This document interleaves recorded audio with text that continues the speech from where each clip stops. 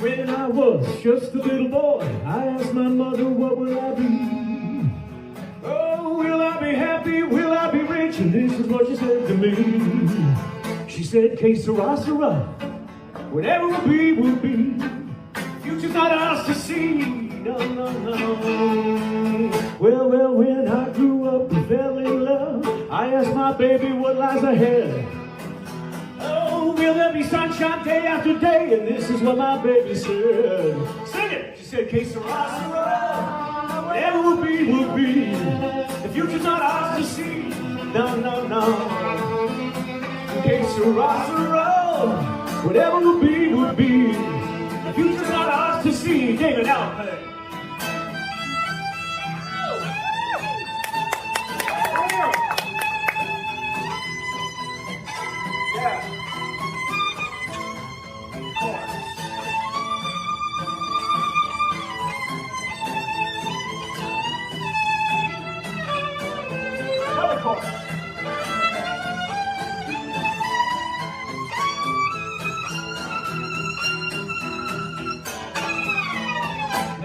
Now I have children of my own. They ask their mother, what will I be?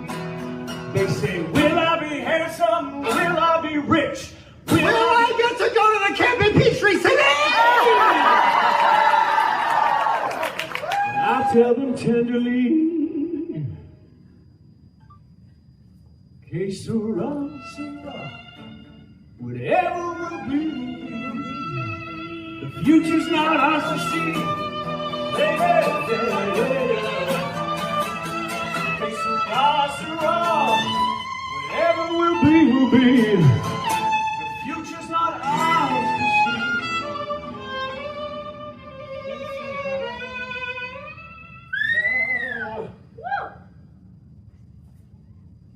Que sera, sera.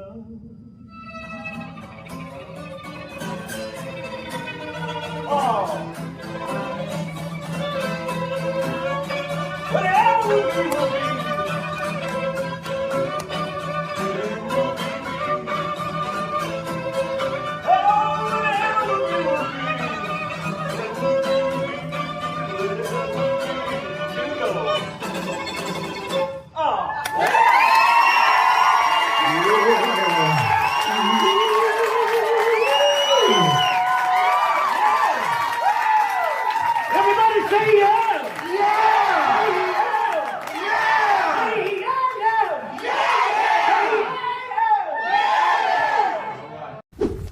Okay, ding dongs. If you don't subscribe to Jeremy Eyes and Fire, you're gonna spend the night in the box.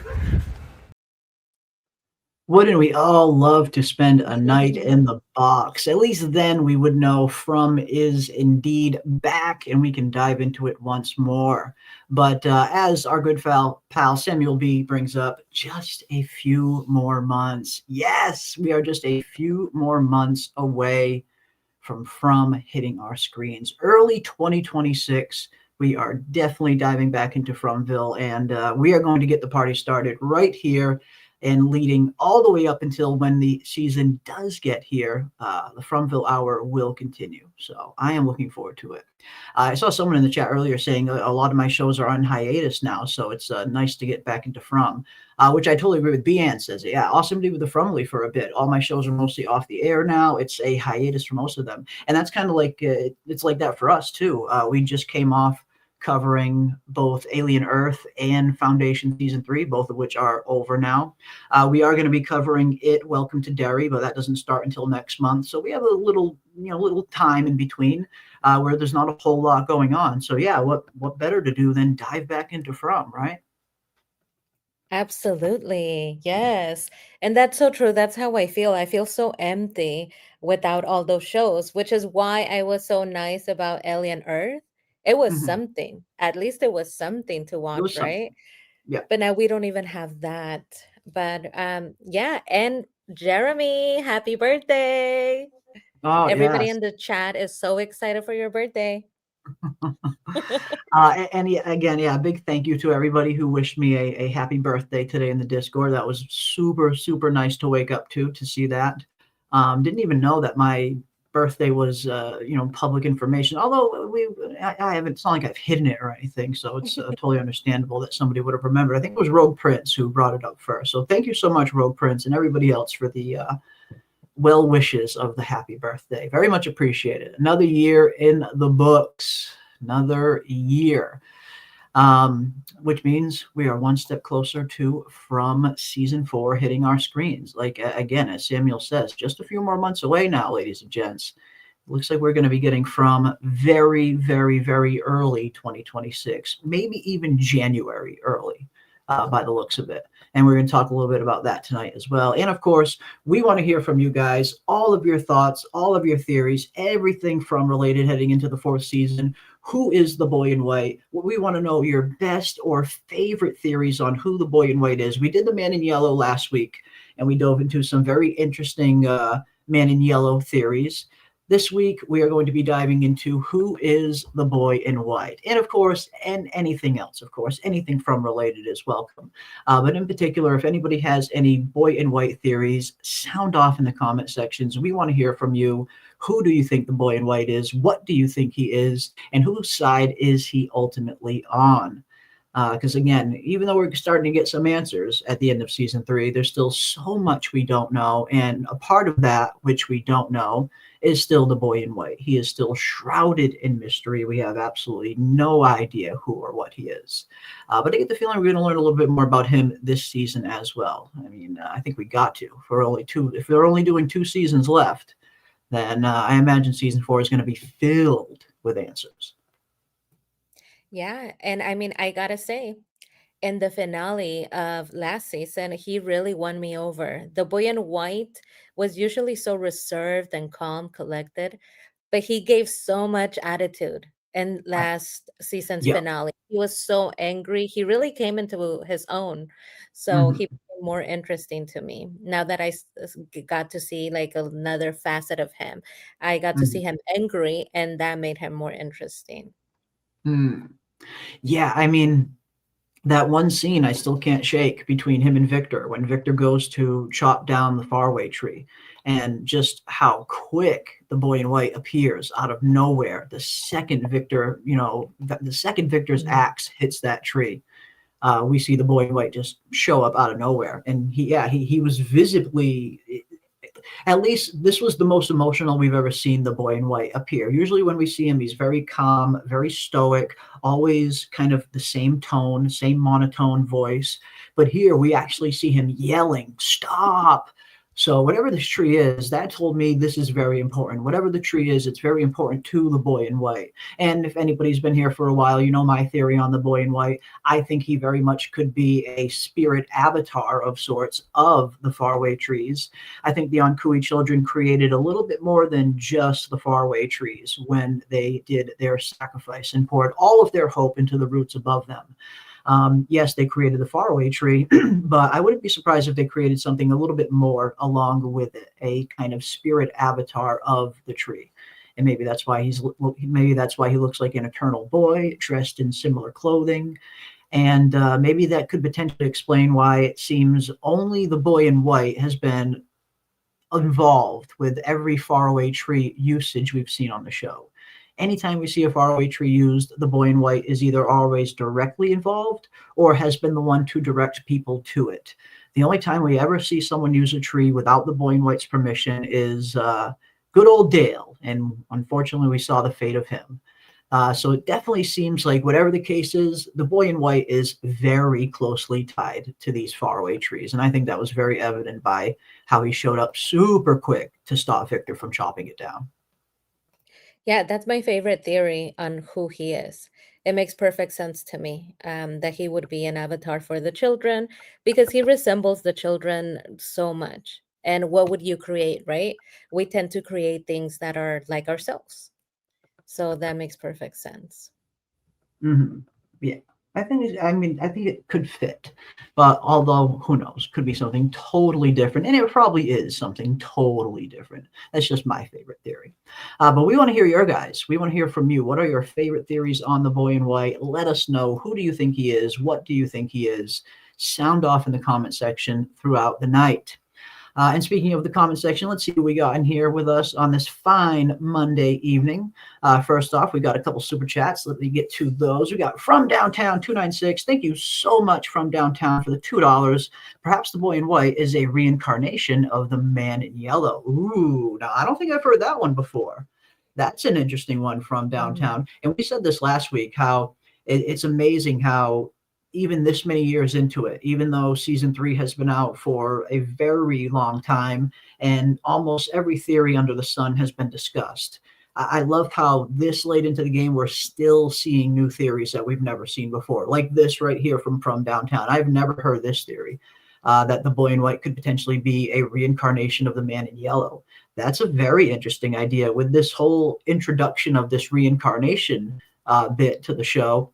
It really does make you ask the question, what other characters, or are there any other characters that are also reincarnations of previous people? Is it just Jade and Tabitha, or are there others? But I haven't heard this one before, though, so points for From Downtown for bringing up a theory that at least I haven't heard before, and I thought I've heard them all. I love it. I love it. And now that time is not linear, it opens up the possibilities that this could be it. He can be the reincarnation because time moves differently. With story walking, that does open the possibility that we're looking at a fourth-dimensional being. And a fourth-dimensional being would be able to travel anywhere through time. It wouldn't be a linear sort of a movement like we are used to. And I think that was one of my favorite theories that was going around back when From was on, that there was four-dimensional beings that were doing the smashing of the houses and the moving and calling on the phones. And that made a lot of sense to me. That was one of my favorite theories. I remember people talking about that. Yeah. Yeah, that's an interesting idea as well. If there are four-dimensional beings that aren't like super perceptible to the human eye, at least in our three-dimensional world, could that explain some of the weirder goings-ons, like you mentioned with the house, and in particular the tapping. The tapping's another like huge thing that they really need to dive into a little bit more. Especially where it pertains to Cannibal Village. Every single time one of our characters stayed in Cannibal Village in season 3, they experienced the same tapping that we heard Jim and Kenny experience at the beginning of the season. Yet that storyline never went anywhere, unfortunately. So hopefully they pick that storyline up pretty early on in season 4 and give us some answers as to what's really going on with Cannibal Village, because that place is also shrouded in mystery. Yeah, Cannibal Village. And we got to see Tabitha. So the little Yes. girl that goes around that village, that looks like Cannibal Village, like the rocks in Cannibal Village, they're painted red. It kind Yeah. of looks like from that time period. Now that we know that that was a Mhm. version of Tabitha, why was she and From so little? Yeah. Usually they're drawn into From, but because of the information we have, like Miranda and Tabitha, it was in their late 30s or Yeah. mid 40s. Later in So life. why Yeah. was she there as a little girl? Yeah. Yeah, they need to a lot of questions they need to kind of get into it pertaining to Tabitha, Jade, the original Tabitha and Jade, how this whole reincarnation things work, how exactly Tabitha was in Fromville at such a young age when, like you said, it does seem like they entered a little bit later on in life. Was that this Tabitha as a child, and how did she get there? Was it a dream? What is it, a vision? There's a lot of questions that still need to be answered about Tabitha, Cannibal Village, and especially, it's definitely not the least of which is, what was she screaming at? What exactly frightened her so much that we see this deafening scream when she looks up and sees something clearly approaching her? What scared the life out of her? That we need to find out as well. And does it have something to do with the tapping, the dragging of the tent, or everything else that's going on in Cannibal Village? So yeah, if anything, heading into season 4, I really hope they dive headfirst into Cannibal Village and start giving us some definitive answers as to that place, because they introduced this whole new location in season 3. Yet that's all they did. All they did was introduce it. They didn't give us any real meat on that bone. So they really need to give us something definitive as to what Cannibal Village is, why it was built, what are these totems for? Are they another form of talisman? So they got to dive into that a little bit more.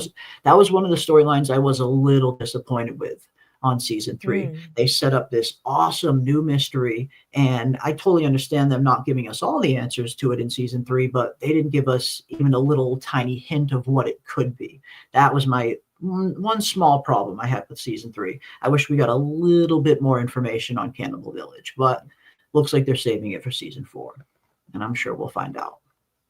But thank you so much from Downtown 296 for the $2. Very much appreciate that. And again, extra points for a theory that I haven't heard before this late in the game. Still hearing theories that I've never heard about the boy in white maybe being a reincarnation of the man in yellow. Love it. We also got Panda Nikki for $13.99. Thank you so much, Panda Nikki, with the happy birthday. I very much appreciate that. Thank you so much. And no place I would rather be than diving into some Fromville with the Fromly on my birthday evening. So thank you both so much for the super chats. All right, let's see who else we got in here, and let's see what you guys are saying about the boy in white and everything else heading into season 4. We got Star in the house, we got Jenny in the house, we got Pam Jam. Yeah, dang good question. Who is the boy in white? I don't know. Is he the guy in white, the teenager in white, the man in white? Maybe he's all three of these things. Maybe he is all three of these things wrapped into one. I mean, it definitely is foreshadowing that he's not really a boy. He might look like a boy, but he is far, far older. We got Laura in the house. Welcome, Laura. Good to see you as well. We got a Replicator Rob in the building. What is up, Rob? Good to see you, my friend. I hope you're doing well. We got Starlight in the house. Welcome, Starlight. I see B. Ann in the house as well. I see Samuel. Welcome, Samuel. Welcome, Minerva.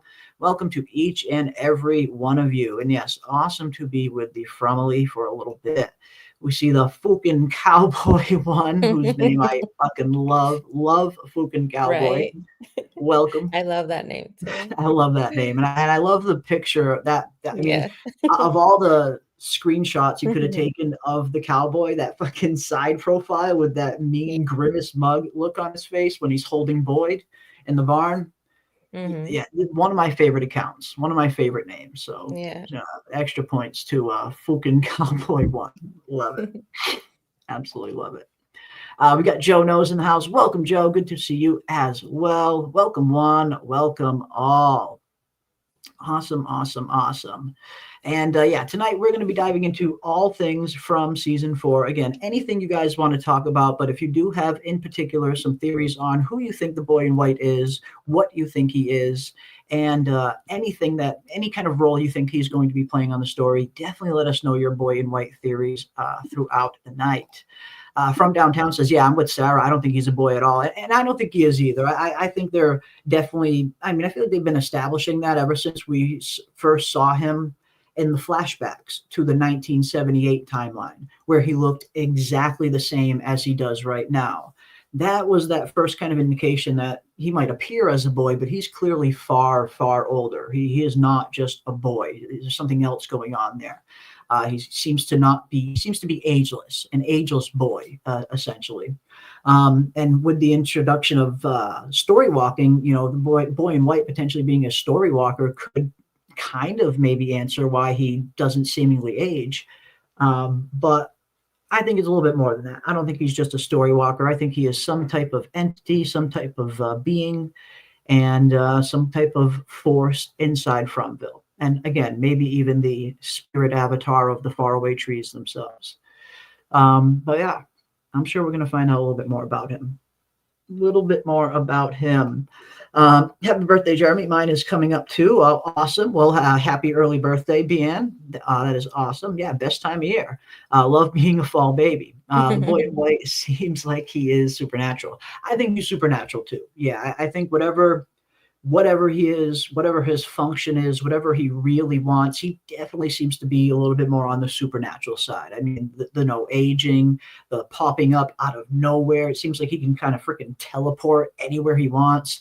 The way that he just showed up to this faraway tree as soon as Victor starts chopping on it, almost like he can kind of travel simultaneously to Fromville anywhere he wants. Yeah, there's something going on with them. I would say this boy in white is definitely on the supernatural side. Yeah. And you know what? Now that we are talking about thinking outside the box, and you guys in the chat are so intelligent, you really inspire new ideas here. Um, but what about if he is a boy? I feel like a lot of us had said, I'm with Sarah, right? I don't believe he's a boy. And so that Yeah. would make the most logical sense that he's not a boy. Well, what about if he really is a boy? If he, like the children are children, but they are eternal children because Yeah. of whatever happened in From. So Mhm. perhaps he's also a child, but he's an eternal child. Yeah. Yeah, the eternal child, like Doctor Who. Yeah, I think that could very well be the possibility. I mean, because clearly he doesn't age, but he has been in this boyish form for as long as we know. He's kind of now finally starting to age a little bit, as Fromville itself is starting to change. But yeah, he could be very much a boy who was stuck in this phase. Maybe he was human at one point. Maybe something happened to him. Maybe he got turned into this. Was there an eighth Ankui child that was meant to be sacrificed that escaped in some manner? And could he be that?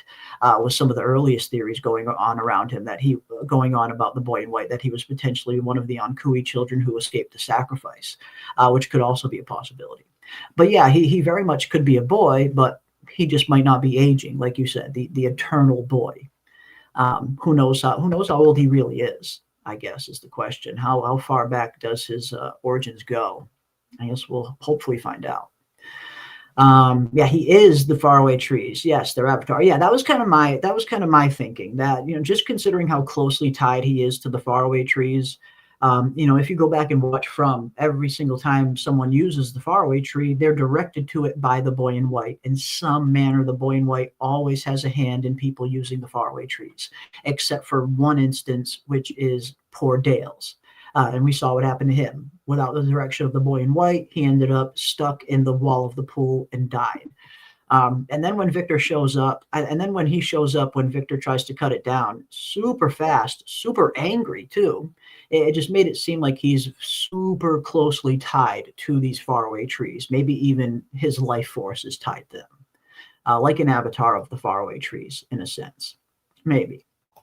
I think Star's got it. This might be the best one of all. He's upset that he still has to wear short pants.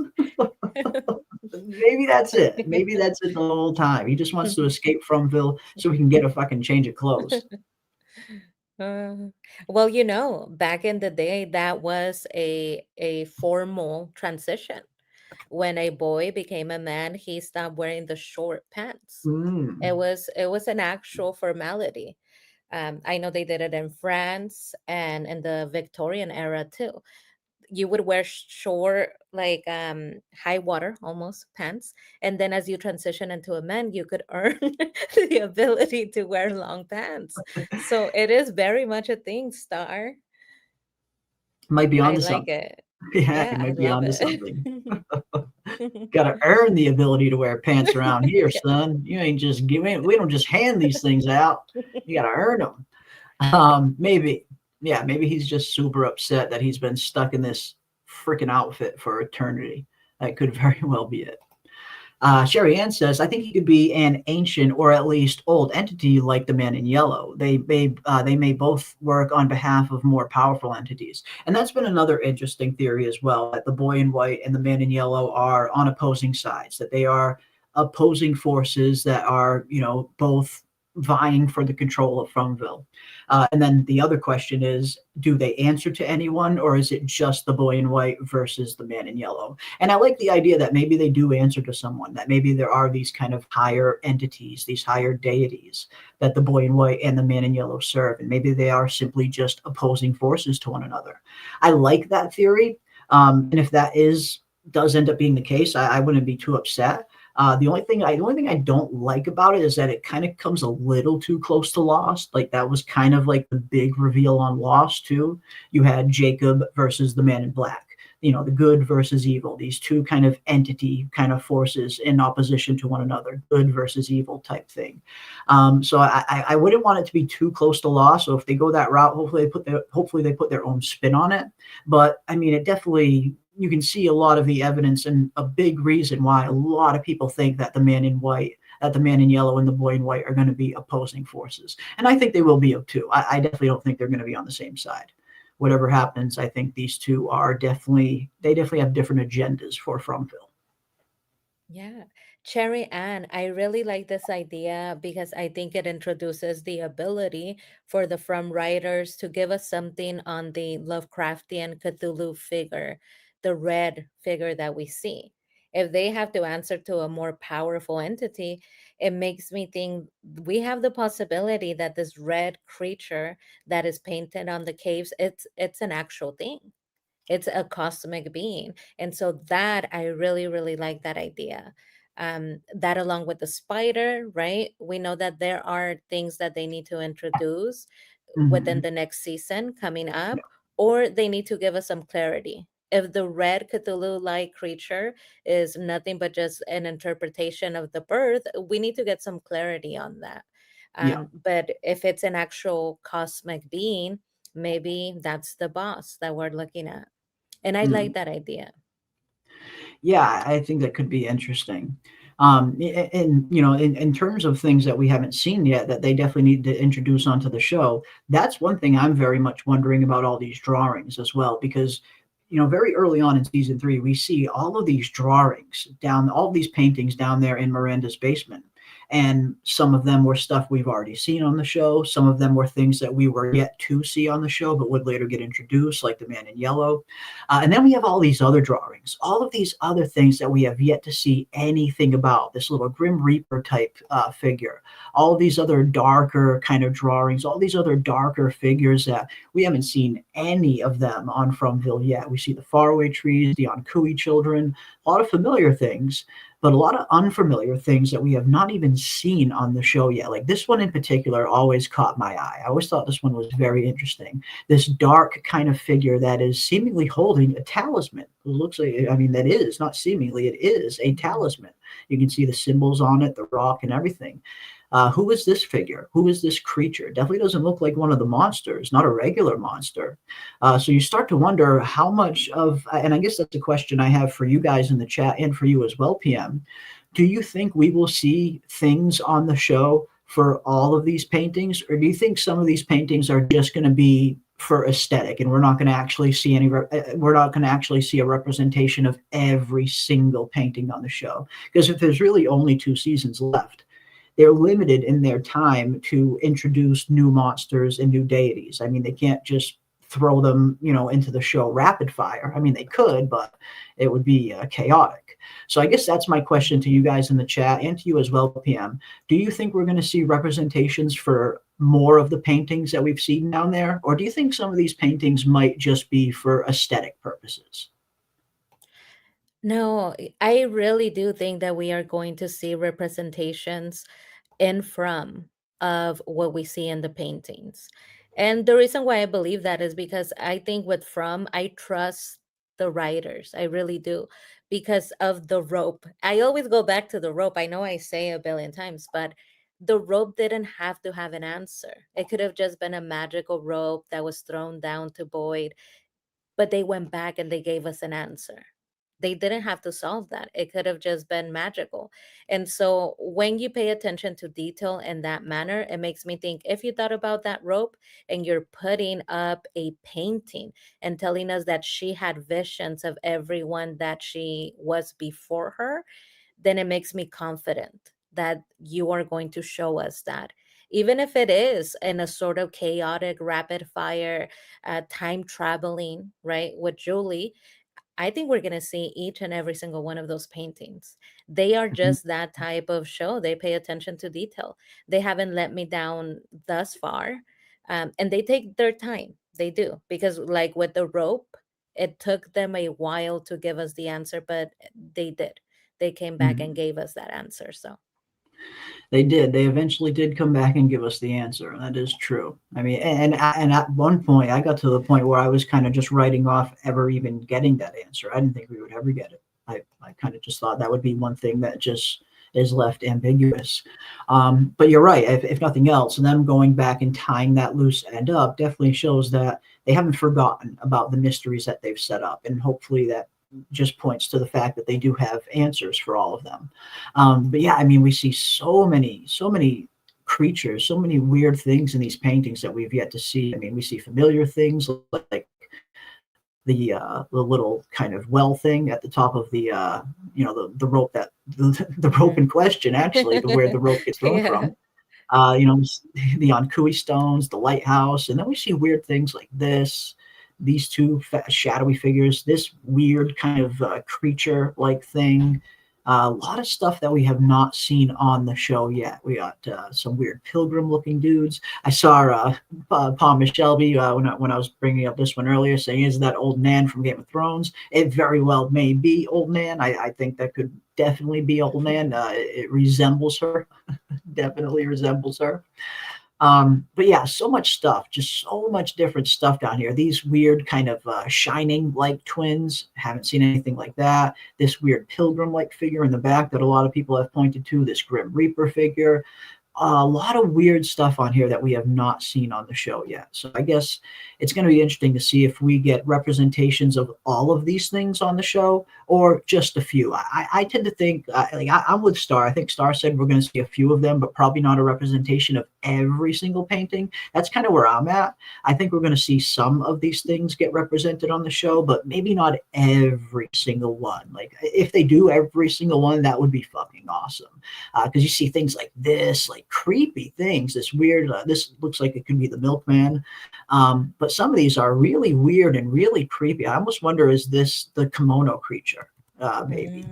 I don't know. But we see a lot of stuff on here, a lot of stuff in these paintings that we have not seen on the show yet. And I cannot wait to see what these are representations of. If we do get all of these things on the show, what exactly are they a representation of? And, what are they, how big of a threat are they going to end up being, I guess? Because there's a lot of stuff here that we have not seen yet. But I'm totally game. If they have a plan to have a physical representation of all of these paintings, then that's going to be pretty nuts.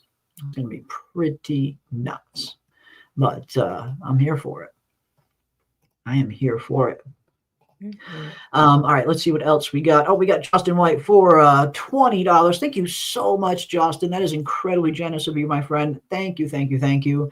Happy birthday, Jeremy, my friend. So glad you could spend some time with us, taking time out of your day. You're very much loved, and always great to see you. And PM, to see you and PM are incredible.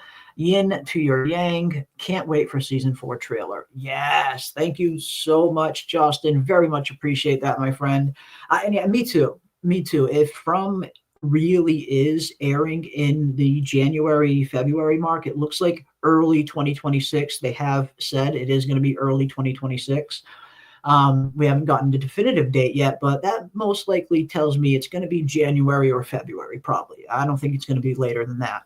But that's super close. I mean, that's only just a few months away. So if they are planning on launching season 4 in January or February, then yeah, they really need to start getting some trailers out. They really need to start getting some promotional material out. Even though they are still wrapping up principal photography and filming, they certainly by now have more than enough filmed and have more than enough kind of raw footage for them to cut together some kind of teaser or some kind of trailer.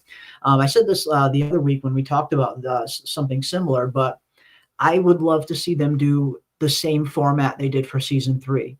Where first we got just that 30-second teaser. It was just that 30-second teaser of Boyd, handcuffed to the stake inside the barn, and we just see him screaming. You see someone off in the distance, off camera, screaming. And you could clearly tell something really gnarly was going on. Boyd was being forced to watch something heinous happened to someone. And that was the perfect clip for them to introduce first, because it really just kicked the theory gear into overdrive, because everybody was trying to figure out who exactly is in the barn with Boyd, who exactly is getting killed or tortured in this barn with Boyd. So that was like the perfect kind of clip for them to release before they did a full trailer. Get the wheels going, get some kind of promotional material out there, let everybody know From is coming soon, and you get the fandom really hyped and you get them starting to talk about it very early. And then like a month or two later after that, we got the full trailer, the full 2.5 minute trailer, proper full trailer style. I would love to see them do something similar here with season 4, where hopefully within the next month or two, the latest, we can get some kind of little 30-second to 1 minute teaser, and then hopefully the full trailer a month or two after that, and then boom, the show's here. But if they are planning for a January or a February release, that is going to get here, sooner rather than later. That's just around the corner, only a few months away. So they really need to start getting some trailers out. Yeah, yeah, for sure. Thank you so much, Justin. So nice. And talking about the trailer, that sets up a precedent, right? Yeah. Something that we didn't have before. Yeah. What they did with last season's trailer is that they changed the audio. They didn't put Yes. in the correct audio for the scene. So that now is setting up a precedent that anything that we see in a trailer, the audio or an image might be distorted from what actually is happening. So when we are, making our theories, we now should take that into consideration, something that they had not done before, which I don't know if I liked it or not. I think as a theorist, I don't like it, because what you're showing me in the trailer, that's what I'm going to base my my theories on.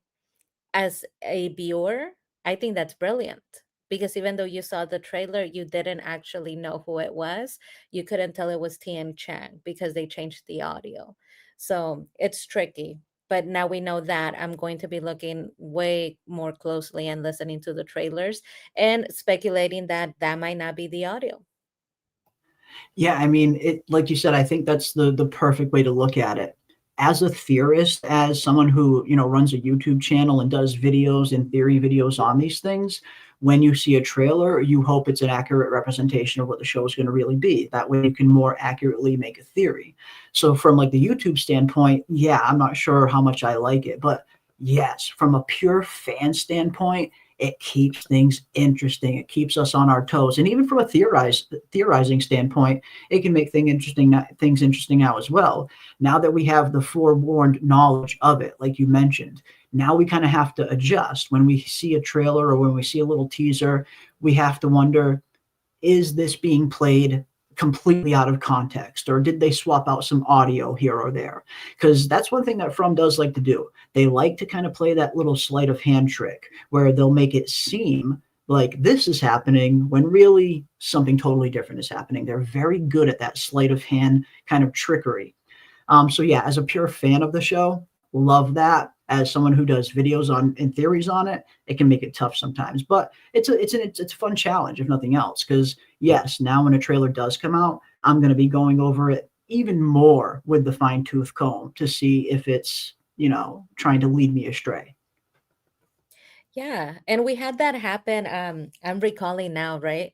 All of the grievances I have with them, but we had that happen with Tabitha and her dreams. She kept Yeah, changing her dreams, yeah, and she said it was a little girl, and then she says, so kind of telling us that was not me.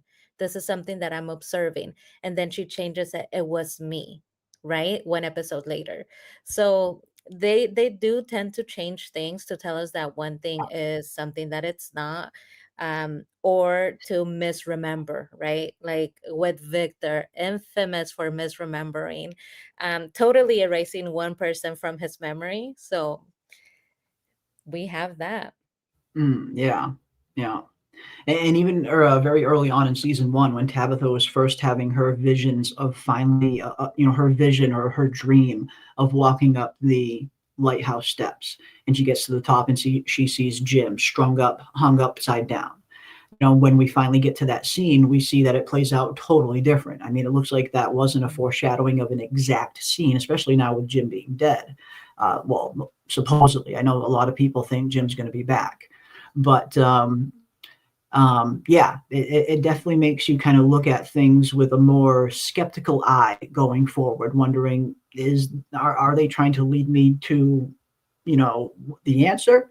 Or are they trying to just completely throw me off with this little teaser that they're giving us? But that's what makes it fun. So I do think it is going to make it fun as we go forward and dive more into some of these theories once we do finally get a teaser trailer, which, again, I really hope we get one within the next few weeks or month the most. Like, if they really are planning, again, a January or a February release, they really need to start promotion sooner rather than later. So hopefully there will be a teaser coming soon. Hopefully. But speaking of Jim coming back, there was an interesting picture that I saw. I'm trying to find it now. But there was an interesting picture of the actor who plays Jim and the actor who plays Father Khatri posing together for a photo.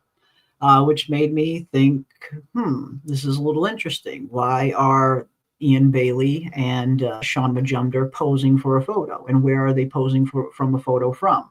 It makes you wonder if we are going to get some Jim and some more Father Khatri action in season 4. Maybe they do have some cameo parts that they're going to be appearing in. Because that was one of the big giveaways we saw last year.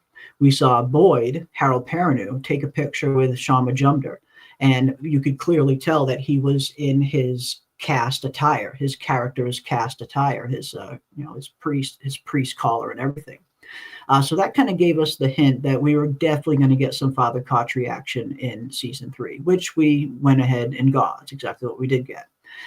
So seeing this picture now of Jim and Khatri together, they aren't in any of their set clothes, so maybe it's just a photo, but it's making me wonder if we are going to get some kind of Jim Khatri scene, like a scene like where Jim comes back, much like Khatri comes back and Tom comes back every once in a while, which we have theorized on in the past before as well. Will Tabitha or Julie or somebody that's like closely tied to Jim, will Jim appear to somebody in season 4? Will we see a ghost-like version of Jim like we've seen Father Khatri and Tom? I would love that. I would love for Jim to be either Ethan or Julie. Julie, now that she has a more important, prominent role, to be her ghost. Because we know that the ghosts, usually it's one person that gets to see them. They don't seem to interact with everyone. It's usually targeted. So I would like Jim to be there, just because I think it would be super interesting to see his opinion after everything he has learned and what he observes with Tabitha and Jade. I think that would be very interesting to see how he goes about that. This is the picture. Yep, here's the picture. We got Jim here, and we got Father Khatri here, taking a nice little and look at, you see Nova Scotia in the background. So clearly they're up there. They're up there in filming in Nova Scotia, which makes me wonder: is this an old photo from maybe a previous season? Which it very well could be. It's very well possible that this is a picture from the season 3 filming or the season 2 filming. But seeing this get posted recently, it's a photo that I've never seen before. So I wonder, does this mean that we're going to get some Jim and Khatri in season 4? Again, you see the Nova Scotia there, and it definitely makes you wonder. Confirmed. They're together. It makes perfect sense. Father Khatri is a ghost. Jim is a ghost. Confirmed. We might get some ghost Jim action. We might very well get some ghost Jim action. It's very possible. And we also got Panda Nikki again for $6.99. Thank you so much, Panda Nikki. Very much appreciate that. Obligatory hashtag Spidergate. Yes, Spidergate is very much still alive. There's actually a lot of people. We talked about this the other week as well. And we asked the chat what you guys thought. Will we get some kind of giant spider on the show or not? Because that's been a huge theory from day one. There's been a lot of foreshadowings for spiders, for maybe giant spiders. A lot of people definitely think that we're going to get a giant spider, and Panda Nikki has been leading the charge with Spidergate. So I guess we can ask that again. PM, where did you land on that? Do you think we're going to get more spider action on From, or do you think all the spiders in the drawings and all the foreshadowings were simply just a foreshadowing of the spiders we already got on the show with Boyd, or are there more? No, we have to. We have to. I am 100% and backing Panda Nikki and her Spidergate. We have to have more spiders, and it has to be a big one, okay? Because they Mhm. showed us Boyd's wife wrapped around a tree with such, you know, in such a way that it has to be a giant spider, right? I'm with her. I don't see why not. The Mhm. only problem with that I have seen people voice is the CGI. Everybody's just nervous that it's Yeah. gonna look weird or off, you know. Mhm. But Yeah. I mean, AI is so good now that maybe, I don't know, they come up with something super realistic. I think we are gonna see more spiders. They wouldn't just put it there as a red herring. It has to be for a reason. So I'm with Mhm. you, Panda Nikki. Okay. Yeah. I mean, it's a popular theory. There are a lot of people who want to see spiders, and there are a lot of people who think we will see spiders, more spiders, and bigger ones. Because, like you said, you see all the webbing right when the tent was done being dragged, and they wake up and they're in a wholly different part of the forest. We see all these giant spider webs in the trees everywhere.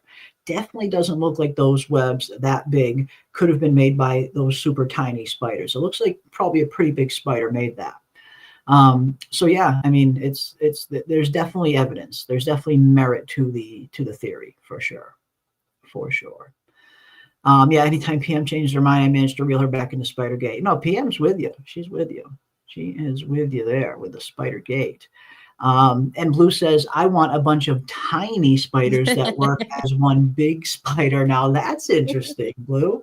I mean, and I suppose like CGI wise, that would be something that would probably be a little bit more manageable to pull off to make it look a little bit better than just like one giant spider that's all CGI. Because again, that is one thing that I've loved about From up until this point. Most of it seems like around 90% of the effects we get on the show are all practical. They're all real world practical effects. And I love that. It comes across so much better on screen. From uses a very limited amount of CGI. But if they're going to do a giant spider, you kind of have to use CGI. I suppose you could build a giant animatronic spider, but I don't know if that's something that the From TV show even has the budget for, to be honest. So most likely they would have to rely on CGI if they did do a giant spider, but a bunch of tiny spiders that work as one big spider, that might be a little more be a little bit more manageable CGI wise. Blue, that is creative, innovative, and this is why I love the chat. You are leading the way in innovation. Tiny spiders that work together as one big spider. I mean, it's so cute that I wouldn't even mind it. I would throw myself to that big spider because that sounds adorable. That sounds like the cutest thing ever, Blue. So I love that idea. Maybe. Looks like we got another Spider Gate hat thrown into the ring. Not giant spider, mini spiders that form a giant spider has been added to Spider Gate. Yeah, Panda Nikki will even take a medium sized spider at this point. Yeah, as big as hounds. Yep, ice spiders as big as hounds. Oh man, yeah, I miss the world of Westeros. Cannot wait. That's another thing. That's another thing that I can't wait for January for. January and February are going to be stacked. We have so much stuff coming out just in January alone. Between A Night of the Seven Kingdoms, the next Game of Thrones spinoff show, we have 28 years later, The Bone Temple coming out in January, and possibly From season 4 also might be airing in January, maybe February the latest. So we got a ton of stuff to look forward to right at the beginning of the year. It's going to be big, and we're going to be covering all of it. Looking forward to it. If Jim comes back as a ghost, nobody in their right mind should listen to him. I love Star. Star, you're just Star, burning everyone today. She woke Star, up, she no, chose violence. the Star, whenever it comes to Jim, Star always chooses violence. She is the president of the Jim fan club, I think. Star just loves her some Jim. Yeah, not a big fan of Jim. Not a big fan of Jim. I mean, we got a lot of people that don't like Jim, but Star really doesn't like Jim, and it always cracks me up. I fucking love it. But yeah, if Jim comes back, yeah, I mean, and you do kind of have a point, Star. I must say, I kind of even agree with you here on this one. Because, yeah, I mean, if Jim were to come back, like, Jim's the last fucking person I'm ever taking advice from. Like, Father Cautry, maybe. Yeah, he seems like he's got some kind of wisdom. Even Tom the bartender has, some kind of wisdom. He was a philosophy teacher at the end of the day. Like Tom the bartender is actually a pretty smart guy. So I would take advice from either one of them before I took advice from Jim. Definitely. Jim's kind of a bonehead. I mean, if he's going to come back as a ghost star, I really hope that he comes back as somebody that Tabitha can see. Because I want to see them continue to argue and fight and have this like toxic relationship that they have been having. I want to see that interaction so that he every step of the way he could now tell her you're doing it wrong. I wouldn't do that, Tabitha. Mansplain the whole thing, just mansplaining the entire time. Micromanaging from the grave. Yeah, Oh shit, that you're could be doing it fun. wrong. You're doing it wrong. It's not right. Shouldn't be digging that hole, Tabby. Yeah, I mean, again, it'll be interesting to see. It will be interesting to see. Again, I don't know if this is an old photo or a new photo, so I can't claim that this definitely is current. This could very well be a photo from them during the season 3 shooting. But it's clearly the actor playing Jim, clearly the actor playing Cautry, and they are clearly in Nova Scotia, which is where they filmed the show. So if this is a current photo, then yeah, maybe we'll have some Jim and Cautry coming back in their ghost forms in season 4. But yeah, as Star says, don't trust him. Don't trust him. I bet the spider creature is part of the Ankui ritual, says Samuel B. Interesting. Interesting. I mean, I suppose it could be. I suppose it very well could be. That's another thing that we still don't really have a whole lot of definitive answers on either, is what really went down during this Ankui ritual. How did it happen? Why did it happen? Who convinced them of doing it? There's still a lot of questions surrounding the whole sacrifice that we need answered. So yeah, maybe the spider can fit in there somewhere. Certainly a possibility. Maybe they're both are on set in season 4 as ghosts, because Boyd did ask Cautry that question, "What are you?" And he said he couldn't answer that yet. So maybe they are preparing an answer for season 4. Maybe. Yeah, Boyd does ask him point blank, "What are you?" And Cautry very cleverly evades the question, evades answering it. Maybe we'll get a little bit more definitive answers as to what these apparitions of Cautry and Tom and maybe even Jim are. Are they the real spirits of them that died in Fromville and are trapped in some manner? Or is it something else manipulating them through a form that they will find familiar?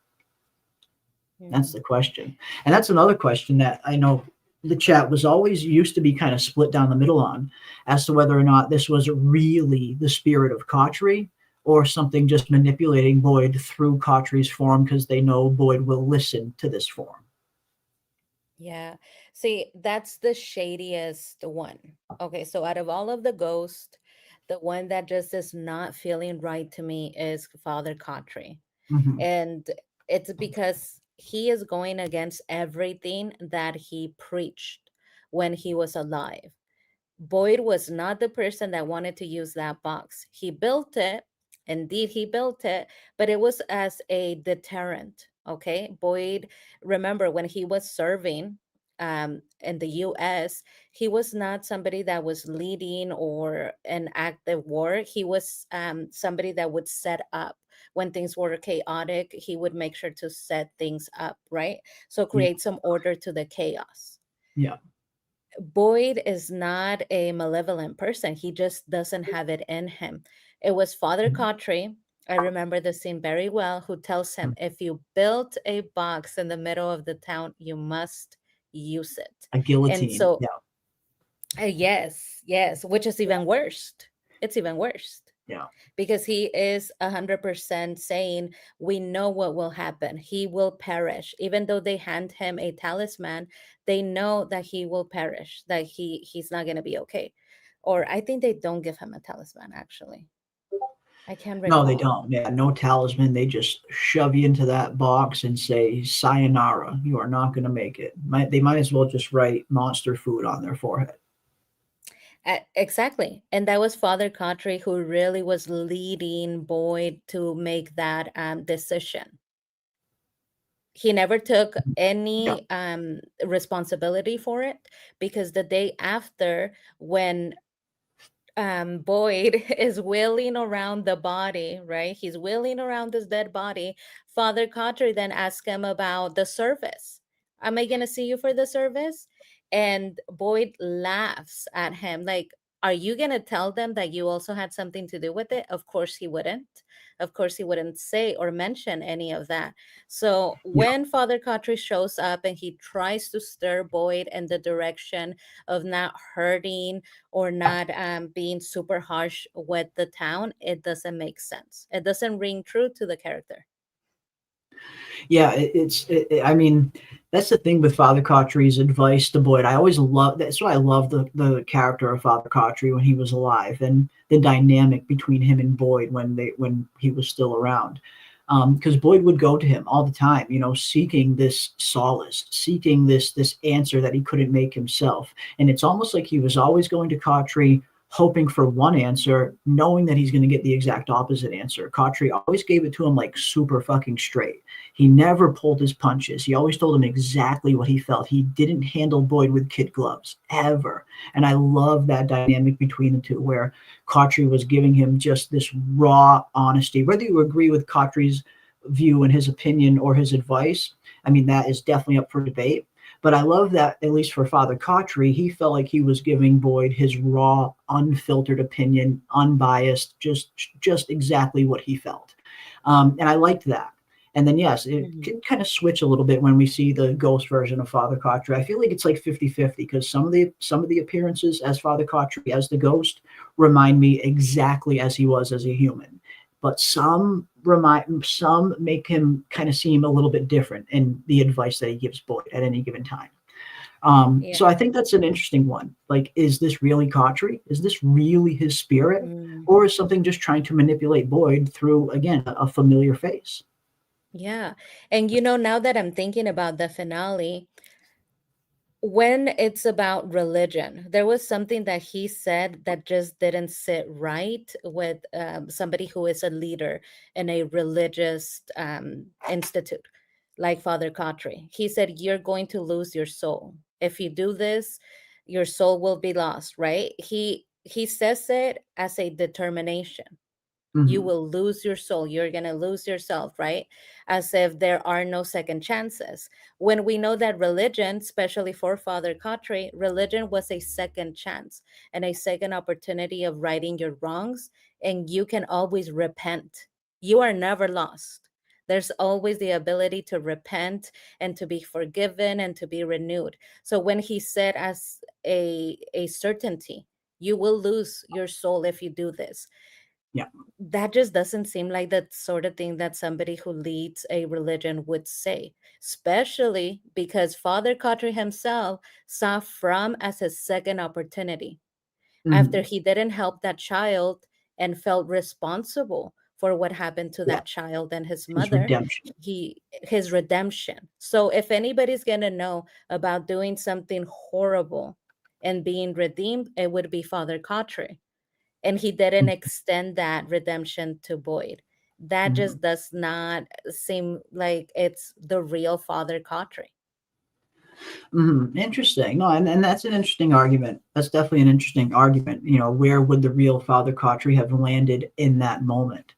Yeah, I mean, again, I think the Tom one is also kind of interesting, but Tom almost seems a little more genuine.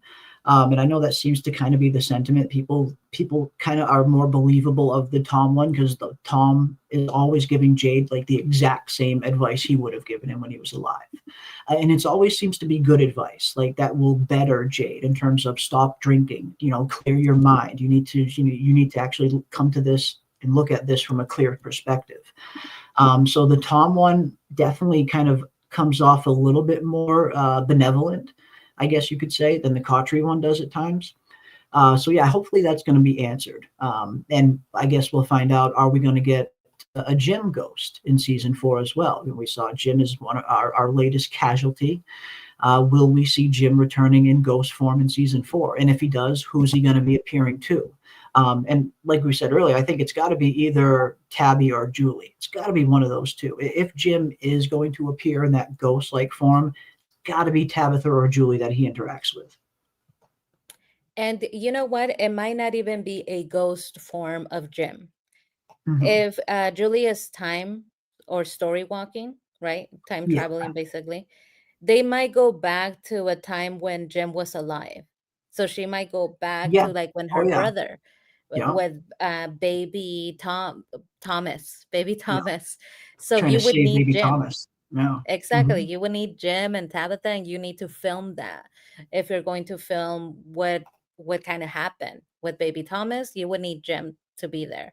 So maybe it's just flashbacks. That is also a possibility. Mhm. So that's definitely a possibility. I mean, it definitely looks like Julie is most likely going to be trying to, experiment with this story walking ability. Now that she has this ability, we already heard, her initial first instinct was to try and go back and change some things. And then we hear Ethan tell her, you can't change anything, you can only observe, which we don't know how true that is yet. That's just one little line coming from a kid who thinks he knows, fantasy storytelling. Who knows what the real rules within Fromville actually are. So whether Julie can change things or not is still up in the air. I think just because Ethan says it doesn't necessarily make that concrete that she can't change things. So I guess we're going to see a lot of that in season 4. Julie trying to use this story walking ability a little bit more, trying to get a handle on it. Because even when we see her at the end of season 3 and she finally arrives in the right place, it seems even then she doesn't have like a full super good handle on it, where she's running around. She's like, I think this is when it happens. Almost like she's like surprised that she got to the right spot. So it seems like she's going to have a long journey in terms of mastering this story walking ability. But yeah, I mean, I think that's very much going to be her season 4 storyline. She is going to be story walking as much as possible so she can get a better handle on it. Because I know she wants to change things. Even though Ethan told her she can't, I have to imagine Julie is still going to at least try to change things, especially once she finds out about Jim's death. And she told us, right? So we are going into the 4th season with that knowledge. She told us the things that she wants to accomplish. She said it at the diner is her baby brother, Thomas. She wants to save him. She wants to save Tien Yeah. Chan In Tien Chen. Yep. and her father, right? Her So father those will are be added to that list. Yeah, definitely. exactly because we actually got to see that play out when she says, I think this is when it happens, and tries to warn him, run, Yeah. go into the town. So those are her 3 goals. She told us what she's going to be trying to time travel to those specific events. Um, and again, her brother Ethan says, you could travel there, but you can't change anything. And Yeah. still to this day, Mhm. I say, you know what, Ethan, I just don't think that's right. It's not accurate. Yeah, How I'm would not you sure know? I buy it. Yeah. Yeah. Hmm. Yeah, I mean, I get Ethan's kind of part. He's he's got all this knowledge on stories, on fantasy stories, and the hero's journey, and all of the elements that go into making up the hero's journey. So based on his past knowledge, he thinks this story walking ability is simply observing. But yeah, I mean, just because he says that does not mean it's going to be true. I'm very much with you. I think Julie will find that she can change things at some point. I don't think it's going to be just simply an observing ability, because what's the point of it at that point? If you can go back and only observe, yes, yeah, I suppose you can learn some knowledge that might help you from the past, and you can learn some knowledge about the past that might help you in the future. But if you can't change anything, what's the real point of having this ability? So, yeah, I mean, I think Ethan is going off what he knows of storytelling and what he knows of fantasy storytelling, but that might not be the case with an actual Fromville. It could be the complete opposite. Who knows? And some people point to Julie dropping the rope down the well as proof that she can change things, but I don't think that's the case.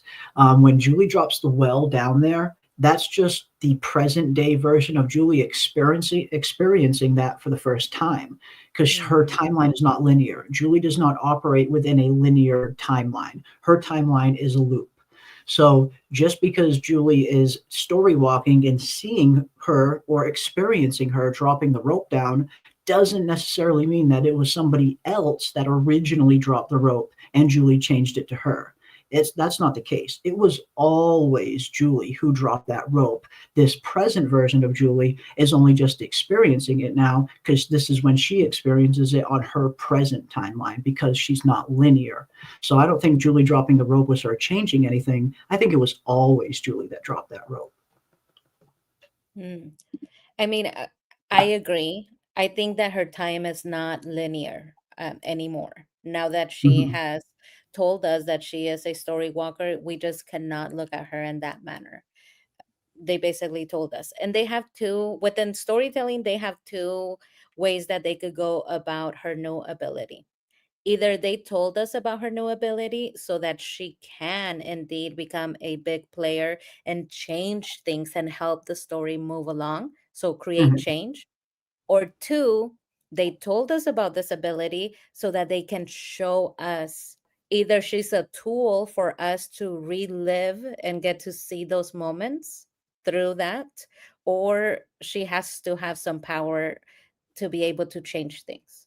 Either way, Hmm. it's going to be, I think, used in a way where everything that we see through her is going to have meaning and importance. Yeah. Um, but how else would they show us the ritual, right? They don't really do flashbacks. Mm-mm. Yeah. Rarely do they do flashbacks. No, and you're 100% right. This whole story walking ability of Julie's, though, it could have solely got introduced just for that fact, just for that purpose, for her to be a mechanism in which we, as the audience, and them as characters, find out vital information from the past that they would else otherwise have no way of knowing. So I very much think that could be the case where maybe she doesn't actually change anything, but maybe she does go back and get some insight, learn some knowledge that she can bring back to the present that they can then use to get a better handle on things or to better escape Prumville. So yeah, even though she can't change anything, doesn't necessarily mean she won't be able to affect change by going to the past and learning knowledge, bringing it back to the future. Like you said, that's the perfect example of it right there. The ritual, we have to see this ritual at some point. Yes, we got some interesting exposition from Fatima at the end of season 3 when she told us this, but number one rule of storytelling, show us, don't tell us. That is the number one rule of writing any kind of storytelling, whether it's movies, films, books, comics. You always want to show the audience. You don't want to tell them. So at some point, we need to actually physically travel back to the sacrifice. We need to actually see the Yonkui sacrifice for ourselves, not just hear about it. We heard about it already, which is great. I'm glad that we got those answers, but we need to see it now. And yes, if they're not going to do a flashback, the only other way they can show it is Julie's story walking back to that point, witnessing the sacrifice, coming back to her timeline and telling Tabitha what happened. Hmm. Exactly. Exactly. Or there's a third option, which just Mm. came to me now. Um, Jade or Tabitha could remember it. They could remember the memory of their original incarnations. Just similar like Tao at the end of season 3, they all of a sudden at the exact same time remembered who they really were and that one of these Ankui children was theirs. Maybe they'll actually have a scene where we're seeing Tabitha and Jade relive the sacrifice. Mm. And we have to see the sacrifice. One thing's for certain, we're gonna see the sacrifice. We have to at this point. That You make a great point. We could see everything through Jade and Tabitha. We don't really Mhm. need Julie. So if we eliminate her as a mechanism for us to view these other scenes, that only leaves us with the fact that she will be a story walker that has the power to do something. Because I Mhm. don't think, the From does not waste your time. It really does not. I think a lot of people become upset when they don't get all the answers, but every minute of From is there for a reason. There is no filler. So they would not waste our time with her story walking um, introduction here if they were not going to use it so that it could mean something to the plot. It's going to advance the plot in some way. It just Mhm. has to. Yeah, yeah, and I think that's definitely going to be a mechanism for that. It's going to be a mechanism for revelations, and it's going to be a mechanism to advance the plot rather fastly when we see these super quick answers through, whether it's through Julie, through Jim or Tabitha's memory, or even a flashback. It's definitely going to be, yeah, very plot poignant anytime we see one of these things. I think Julie is going to uncover a lot of things for us as the audience to see. I think she's going to be our POV into a lot of these events in the past. The sacrifice, the 1978 massacre. We still don't really have 100% certainty as to what went down there either. I definitely think Julie is going to be the POV in which we, as the audience, learn a little bit more about all these big events for sure. For sure. I feel like the version of her with the black, shorter hair is an example that she can attempt to change things. I just don't think Ethan was right. She just wasn't moving fast enough. Maybe that's the case. I tend to agree. I tend to think Ethan, just because Ethan says this, doesn't necessarily mean he's right. What is he basing this off? He doesn't really know anything about Fromville. He's just basing this off general knowledge he knows about other fantasy storytelling. But to apply that to Fromville might not necessarily be the smartest thing because you don't know the nature of Fromville. Nobody knows what the nature of this place is or what's possible in this place. So for Ethan to say that, I think I think there's a really good chance that he might be wrong, and she very well might be able to fix or change things. Definitely possible. As you saw from my theory a few weeks ago, I still think the man in yellow was the original preacher, and the boy in white is his son. The father-son relationship is a constant theme from. It is. I mean, we're definitely seeing this theme play out over and over again of this father-son, whether it's Boyd and Ellis, Boyd and Kenny, Victor and his father. We're seeing this father-son kind of thing. Ethan and Jim. We're seeing this father-son duo play out over and over again. It definitely keeps repeating itself. So that's an interesting one, that maybe the man in yellow and the boy in white are father and son. Yeah, I love that. I remember that theory. So we were talking in the Discord about the new actress, Sophia, who will play a preacher's daughter. And we were talking about who was the original preacher in the town. And Robert Saunders, Jim talks and gives a monologue on his father and the relationship that Jim had with his father and Yes. how it shaped them. Yeah. He lets us know that his father was an alcoholic. And Yeah. when Julie was born, he made that decision that he would not be his father. So Yeah. while we judge him very harshly, when we take a look at that, he has been successful. He Mhm. has been successful in what he wanted to do. And that's a huge accomplishment when it comes to, alcoholism or not becoming your father, not becoming your Yep. parent. It is Mhm. very, very difficult to manage to do that because so much of that is ingrained in you that it's a huge accomplishment. And I think it added to his character and Yeah. the fact that we were able to see him in a different way. So I really love that he shared that with us. But Robert Saunders is totally right. We have this father son relationship that is Mhm. constantly hinted at in the show to the point where, like that monologue, they're telling us there is a relation here. There is Yeah. a reason here why we're bringing it up. So I really like that idea. I love the father son dynamic and a son trying to stop his father potentially Mhm. from hurting the people in the town. I always like that idea, Robert. I like that idea. I like that idea maybe a little bit more than the boy in white just being representations of good versus evil, one side and the other side, just because it's just a little too close to Lost. Like again with Jacob and the Man in Black, that was very much what the entire show of Lost was building up to. That was the big reveal, that the control of the island is being fought over by these two kind of entity creatures that started off as brothers, Jacob and the Man in Black. So that's one thing I don't really want From to go down that exact same path. So a father-son kind of duo, while similar to Lost, is a little bit different. So I would definitely like that a little bit better than just these opposing forces, maybe.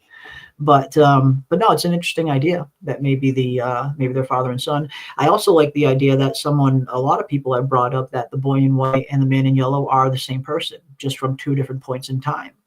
When you look at some of their paintings in particular, you look at the not their faces, but look at the structure of their exoskeleton, the structure of their nose, the structure of their ears, how their ears kind of point out the exact same way.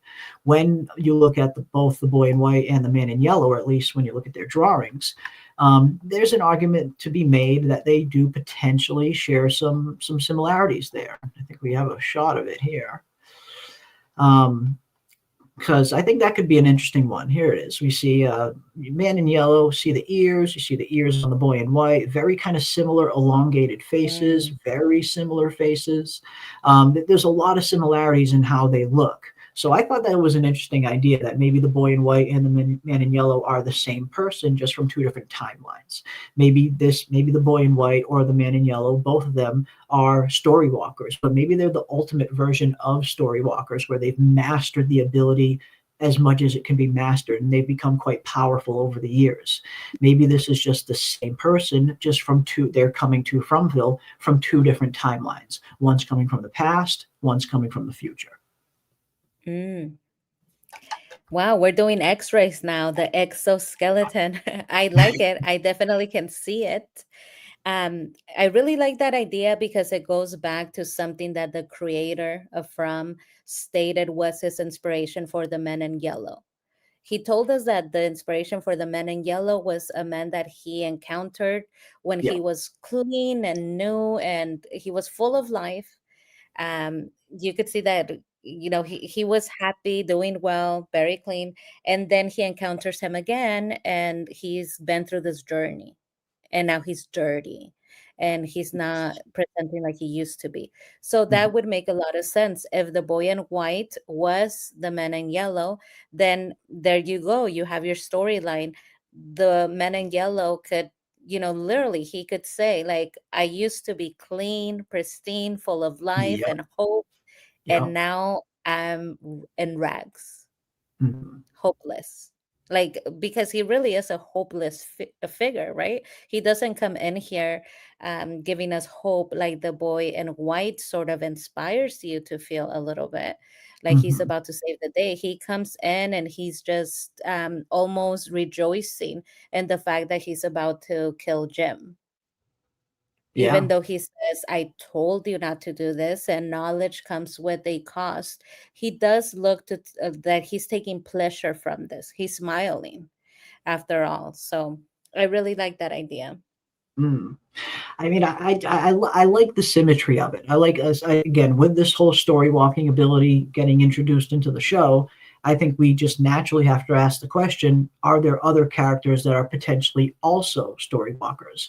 And yeah, I think the boy in white and the man in yellow could very well fit that bill. It could very well explain why why the boy in white can just pop it up out of nowhere. He literally just pops up out of nowhere. That is something that someone who has mastered story walking could potentially do. Show up at the exact right place at the exact right moment, knowing exactly what to do, because you already have the forehand knowledge of what's going to happen, because you've seen it happen, because you've story walked to see it happen. So I think it could very well explain the man, at the very least, the man in the boy in white, if he was potentially a story walker. Still doesn't explain why he wasn't aging until now, but I'm sure they can have a reason for that. But yeah, I like the idea that they're potentially the same person from two different timelines. And like Star said, the ears kind of almost give it away. Like you look at the ears, super similar. You can see the similarities there, I guess, for sure. For sure. But hopefully we find out a little bit more. Hopefully we find out a little bit more. Jeremy, where's Ravener gone to? We miss you two together. Ravener and I have actually been doing some. I'll throw the link into the Discord late after the stream. But Ravener and I have actually been doing some comic book streams on our other channel. I have a secondary channel that is for other stuff, pop culture, comic book stuff. And Ravener and I and Aldous and Snug have been doing streams on that channel every other week. And I'll start throwing the link to that in the Discord. I mean, it's usually comic book focused, but if you guys want to come and hang out with Ravener and Snug and Aldous again, we're over there usually every other Saturday. And I'm sure Ravener will be back here once From returns as well. But I'll start throwing the link to those in the Discord when we do them. We usually do them like every other Saturday. But that's where you can catch me and Ravener, at least until From returns. But yeah, I think it's an interesting theory. Very interesting theory that they could potentially be the same person. Who knows? Who knows? Again, like Star said, the freaking ears. I just can't get over the ears. They look super similar. Like the elongated nose, the long nose, the elongated face.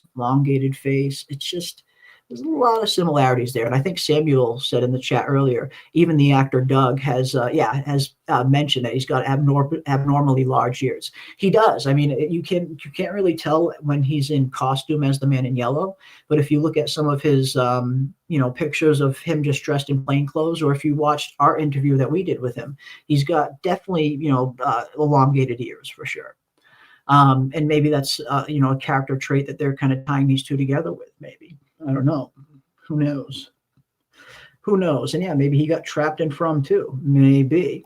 I think they could, again, I like the idea. I like the story walking idea that they could both be story walkers, either whether they're the same person or not, I don't know. But I like the idea that they could both be story walkers that have like mastered the story walking ability. At the very least, could explain how they know what's going to happen before it happens, why they know where and when to be exactly at the right time. It could answer a lot of questions about both of these entities if they were story walkers, I think, if they've mastered it. But who knows? Who knows? But hopefully we find out. And thank you so much, Pam. There is the link to our comic channel right there. There you can catch Ravener and I and Snug and all this, usually every other Saturday night. Hanging out over there. Yeah, come and join us. But yeah, I don't know. Either way, I hope we get some kind of definitive answer. We've talked a little bit about this in the past, but I am a little bit nervous that we're not going to get a whole lot of Man in Yellow at the beginning of season 4. I wouldn't be too surprised if they save like the heavy Man in Yellow stuff for the end of season 4, really setting him up for season 5. Because again, I do get the feeling that the Man in Yellow is going to be the main villain. I know there's still debate on that as to whether or not he's the big bad or whether or not he works for or answers to the big bad.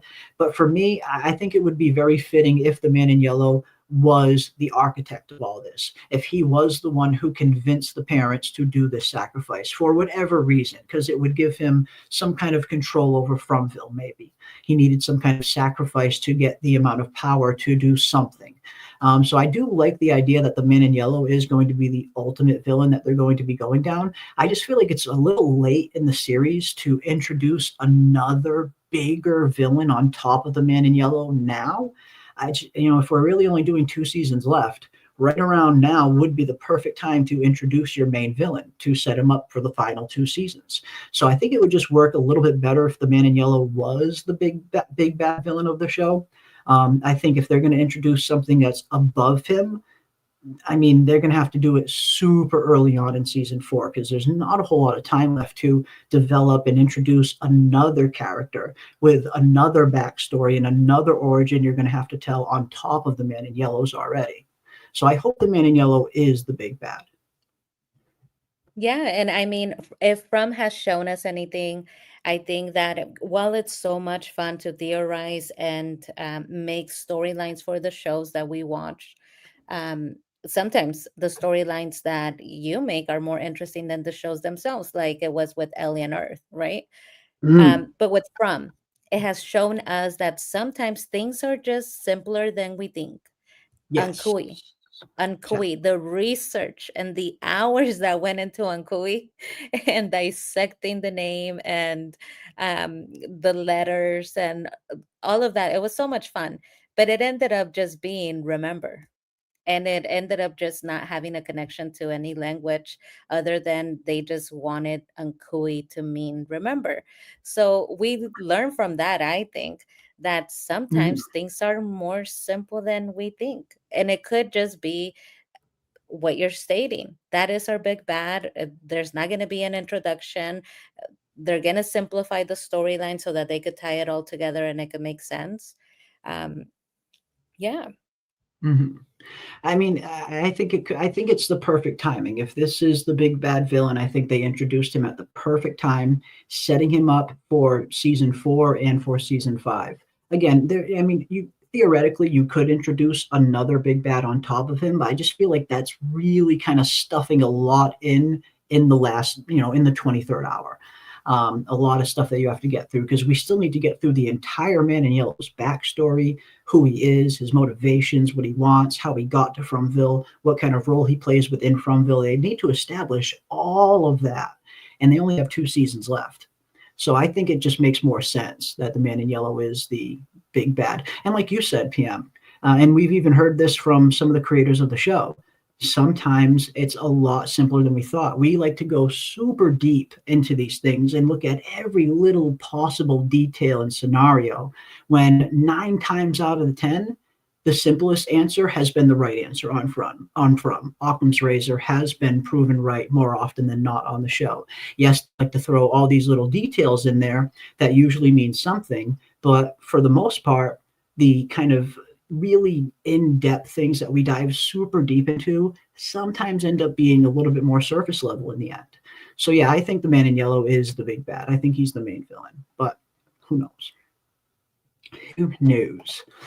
Palmy Shelby says, who lurked in the secondary village when Jim and Kenny were alone overnight? Another question we definitely need answered. And this was one of the only parts of season 3 that I didn't really enjoy. They set up this new mystery. I mean, we already have a ton of mystery on the show, and they set up this whole new mystery in this whole new location with this Cannibal Village place, the secondary location, the secondary village. Now, it was a great setup. It was a really good setup, I thought, with making it appear very creepy with the weird totems and the knocking on the cabins at night. Super sinister, super creepy. It was a really good setup. But that's all they got. That's all they gave us. They didn't give us any meat on that bone at all. I totally understand them not wanting to answer everything about Cannibal Village in the same season they introduce it, but I was a little disappointed we didn't at least get some kind of hint or a little bit more information on it. They definitely need to dive into Cannibal Village, hopefully very early on in season 4, because, yeah, that place is still filled with questions. Who built it? Why did they build it? What are these little totems? Are they other versions or other forms of talismans? And of course, who the heck was knocking on the cabins at night? And what was that thing that scared the hell out of young Tabitha, which also happened at the Stones not far from Cannibal Village? So, a lot of questions surrounding that secondary village going into the 4th season. Yeah, and I tend to fixate on the food. I fixate on the fact that Yeah, they who found planted the all of food? this food, Yeah. and when they arrived, they did not arrive when it was late enough that they wouldn't see it. If you saw it the next morning, when you arrived, you saw it, right? Because they could not be out at night. Yeah. Therefore, you had to have seen that, even if it's like, the sun is setting. That's usually when they go inside. You still would have been able to see that there's food there, right? And they claim that they didn't see it until the next morning Yeah. after the knocking. So to me, it's like I need to know this magical cabbage, this magical, food. Where did it come from? If it wasn't there one day and then the next it is. Could that be that whoever was doing the knocking is a benevolent entity? It just knocked, called their attention, didn't hurt them, and it gave them this bounty of cabbage and food that wasn't there before. It just seemed very Mhm. magical. And From has done storylines that have this magical feeling, like when Boyd was coming out of the cave with the torch. They even put this music that was very magical. So I'm always fixated on the cabbage. Where did the Mhm. cabbage come from? Cabbage Village. Yeah, where did the cabbage come from? Who's planting all of this, all these beautiful greens? I love the idea last year. Someone brought it up as just a joke that that Cannibal Village is where Eloise has been this whole time, and Eloise is pissed at Kenny and Jim for stealing all of her food, so she's fucking with them at night by tapping on the cabin. Obviously, probably not the case, but I thought that was fucking hilarious. Just the thought of it being like an older version of Eloise, like super pissed that they just stole all of her fucking food. Now she's fucking with them, just knocking on the cabins. That would be hilarious, but most likely not the case. The Cabbage Patch Village is the Cabbage Patch Village, Cabbage indeed. Patch. And Amy says it could have been the Man in Yellow or just some of the entities in from messing with them. That seems like the most likely answer, I think. I don't think it was a regular monster, because we've seen how the monsters operate. When they're outside of a structure that have talismans up, they always talk, they always communicate, they always try to coax people into opening the door, into letting them in. So if it was like the regular monsters, I think we would have heard some dialogue there, or we would have heard the monsters trying to get in a little bit more. When you're watching that scene with just the subtitles on, you hear knocking on the cabin, and then right after that you hear in subtitles, they describe, if you watch the subtitles with the audio description on, that is, you'll see the description of that scene is footsteps departing, literal footsteps departing, footsteps walking away from the cabin, is what the description of the audio actually says. So that definitely makes me think it is something that is like, yes, some kind of entity, maybe the Man in Yellow himself, something screwing with them a little bit. I definitely don't think it's, as Panda Nikki thinks, it could be the spider, maybe the spider itself, or the spider was the one who The scared spider was Tabitha. knocking. Well, a lot of people think the spider was what scared Tabitha, because Tabitha looked up. Like when we see Tabitha, the younger version of Tabitha gets super scared when she's hiding behind that rock. Something comes over the rock and she's clearly looking up at it. So a lot of people think that's the spider kind of descending down from above her. Although she is super small, she is a child. It could have been someone that was just the regular height of a regular man, and she still probably would have had to look up either way. But I think it's an interesting kind of detail that people notice, that she looks up, and some people think that maybe she was looking up at the spider. Who knows? Yeah, I think there's a connection here. So we have that painting of a monster-like figure that is throwing children into its mouth, and I always thought that's what Tabitha was afraid of. This monster-like figure that apparently is eating children. There's that painting for a reason, right? So it would make sense that it's that creature or that character that is eating the children. And Tabitha happens to be one of them. It's chasing them, it's going around, and Tabitha is one of the children. And it's, potentially hiding from him. But with the knocking, I think it's going to be a more simplified solution. They're going to use Julie to simplify the story. That might just be Julie trying out her story walking. I think Julie's looking for her dad. So she keeps going back, following her dad and what he did, and her dad was there. Wasn't he? Yeah, He Jim, was. but yeah, Jim was there every night. Every time someone from the town spent a night at Cannibal Village, Jim was there every time. Jim was there with Kenny at one point, and then Jim was there the next time for the food excursion. I think it was Julie. She's running around the woods. She's trying her story walking, and she's knocking. She's knocking. They don't answer the door, so she moves on. She has no way of knowing that they are inside. Maybe she didn't know that they were inside. She couldn't tell that there was light, or it just seemed like it was an abandoned village. But I feel like if it was Julie, she would have either said, "Dad, are you in there?" Or maybe she would have at least tried to open the door or something and look in. But who knows? Maybe not. The monsters do that, though. We opened the show with the monster saying, "I'm your grandmother. I swear, I'm grandma. I look totally different, but I'm your grandmother." So maybe Julie is thinking, she's tried this a couple of times. It's not working out. She's trying a new approach. Stealthier approach, maybe. Yeah, she's not scaring them. She's just knocking. It doesn't work. Okay. She goes, tries something else. Interesting. Interesting. And she Yeah, I planted the mean, cabbage. maybe she planted the cabbage. Well, I mean, that could be an interesting idea. If her story walking does get to the point where she can finally like control where she wants to go, if she knows that, oh crap, we're going to get to a point where there's going to be a vast food shortage here, maybe she does go back and plant that cabbage, knowing Jim and Kenny will find it there one day. And that's an interesting thing about Julie's kind of ability now. Now we have to go back and kind of like reanalyze all of the big things that happened on From and wonder, did Julie have a hand in them? Like right early on when the story walking ability first got introduced, I saw a lot of people in the chat last year talking about the talismans and how Julie was potentially the one who put the talismans in that hut, knowing Boyd would find them there one day. And I think I always thought that was an interesting idea. So I guess we do have to kind of reevaluate the past and some of these bigger events and wonder, could Julie potentially had a hand in these things, knowing what was going to happen someday, because her timeline isn't linear anymore? Maybe. Who knows? Exactly, which is an interesting idea for our rewatch. Everybody in the chat wants to do a rewatch. And now, every time we're watching, right, when we began, we will take that into consideration. That Mhm. now we have Julie, and Julie Yeah. might be responsible for all these things, which I love.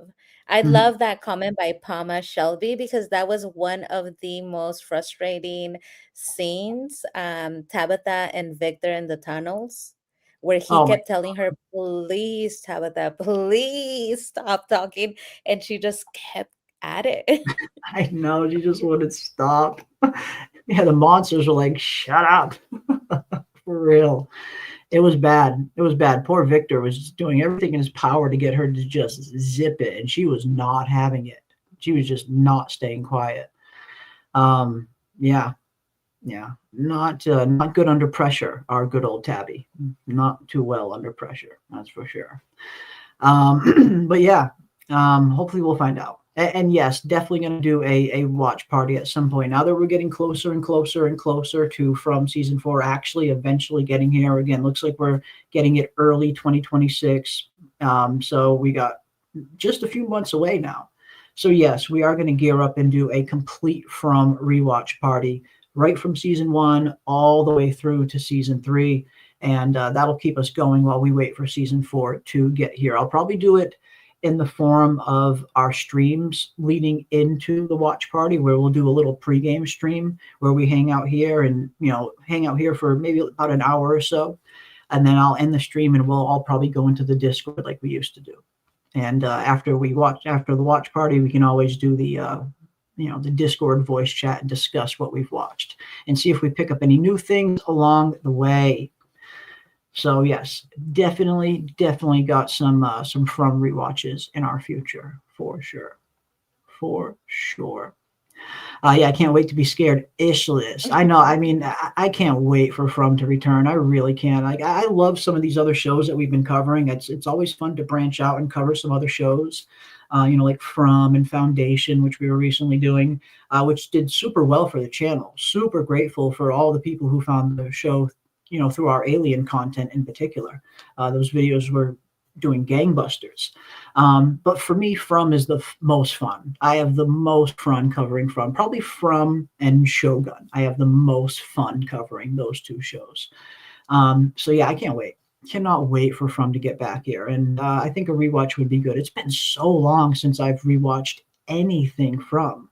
I have not rewatched any of the episodes in months, many months. So I'm very due for a rewatch.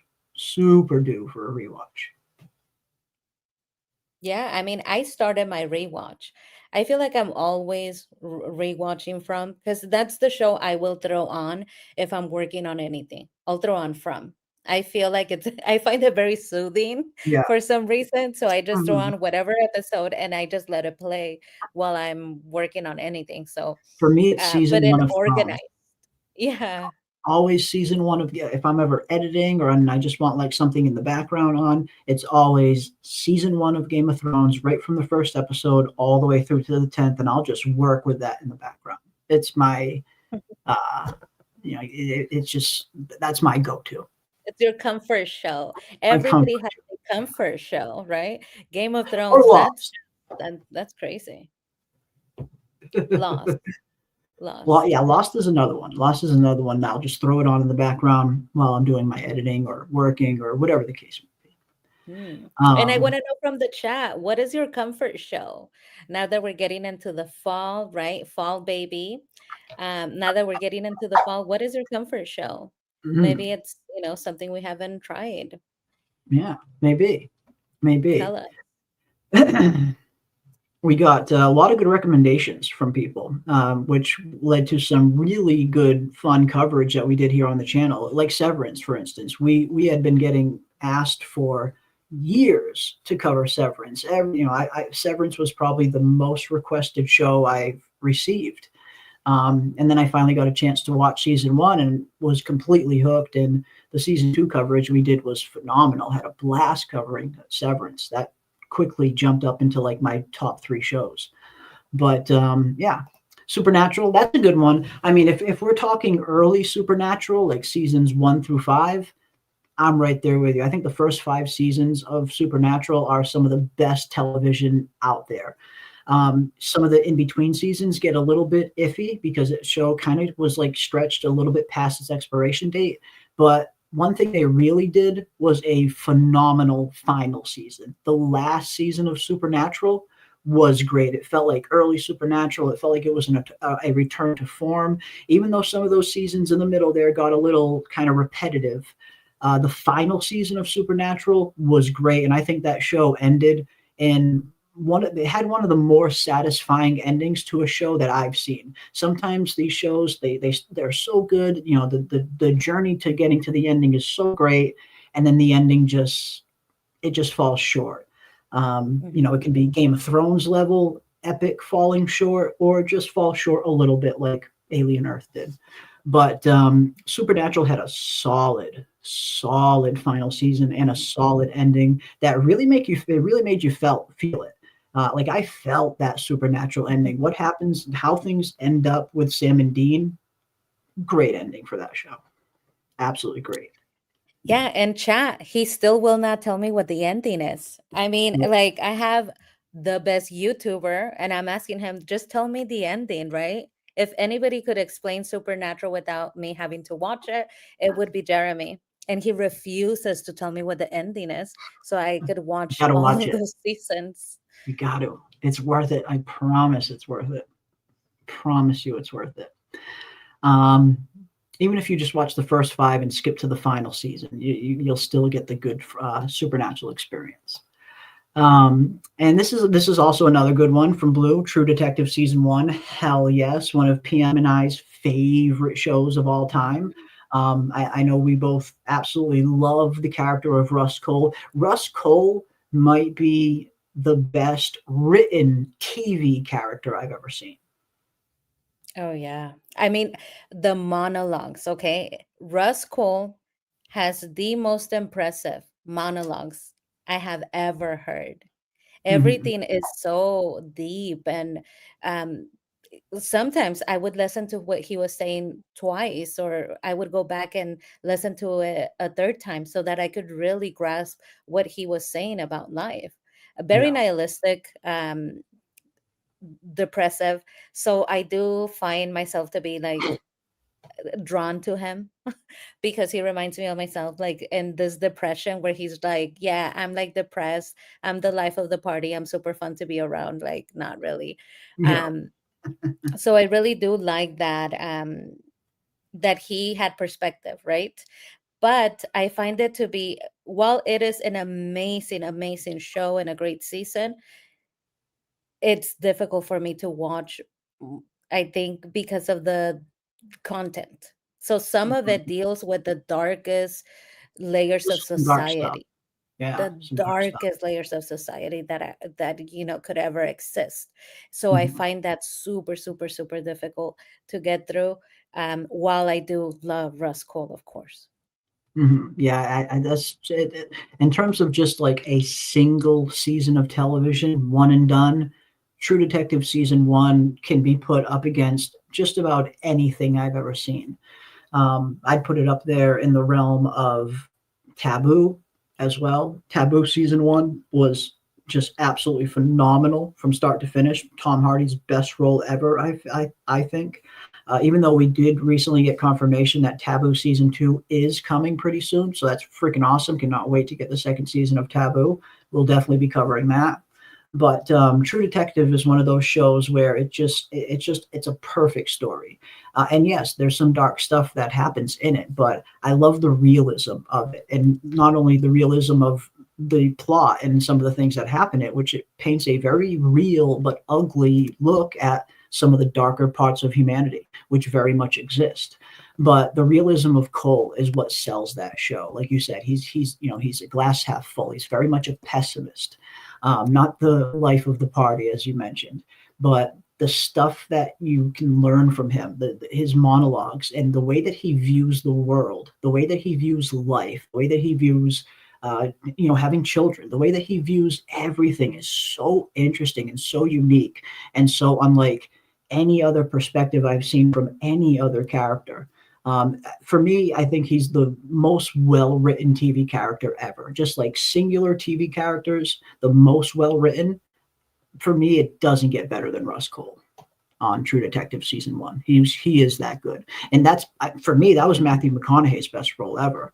I'm not a huge Matthew McConaughey fan usually. I mean, he's kind of hit or miss for me. Some of his stuff will be like really good and really compelling, and I'll really enjoy him in it. And then some of his stuff is like, it's just not my thing.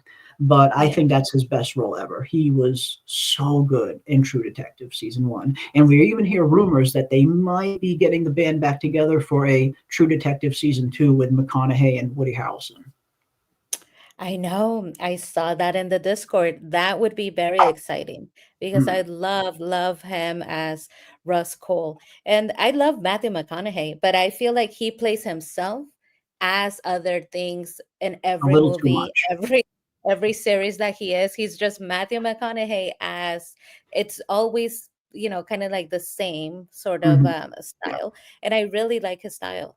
I find it to be like super interesting. So I am actually a big fan of him. Mhm. Um, Yeah. Robert, yay. Yes, we got Robert Saunders for $20. Thank you so much, Robert. Very much appreciate you, my friend. Happy birthday, Jeremy. I was going to do a David Alpay like B-Day video for you, but I have a face for radio, or don't maybe meant to say don't have a face for radio.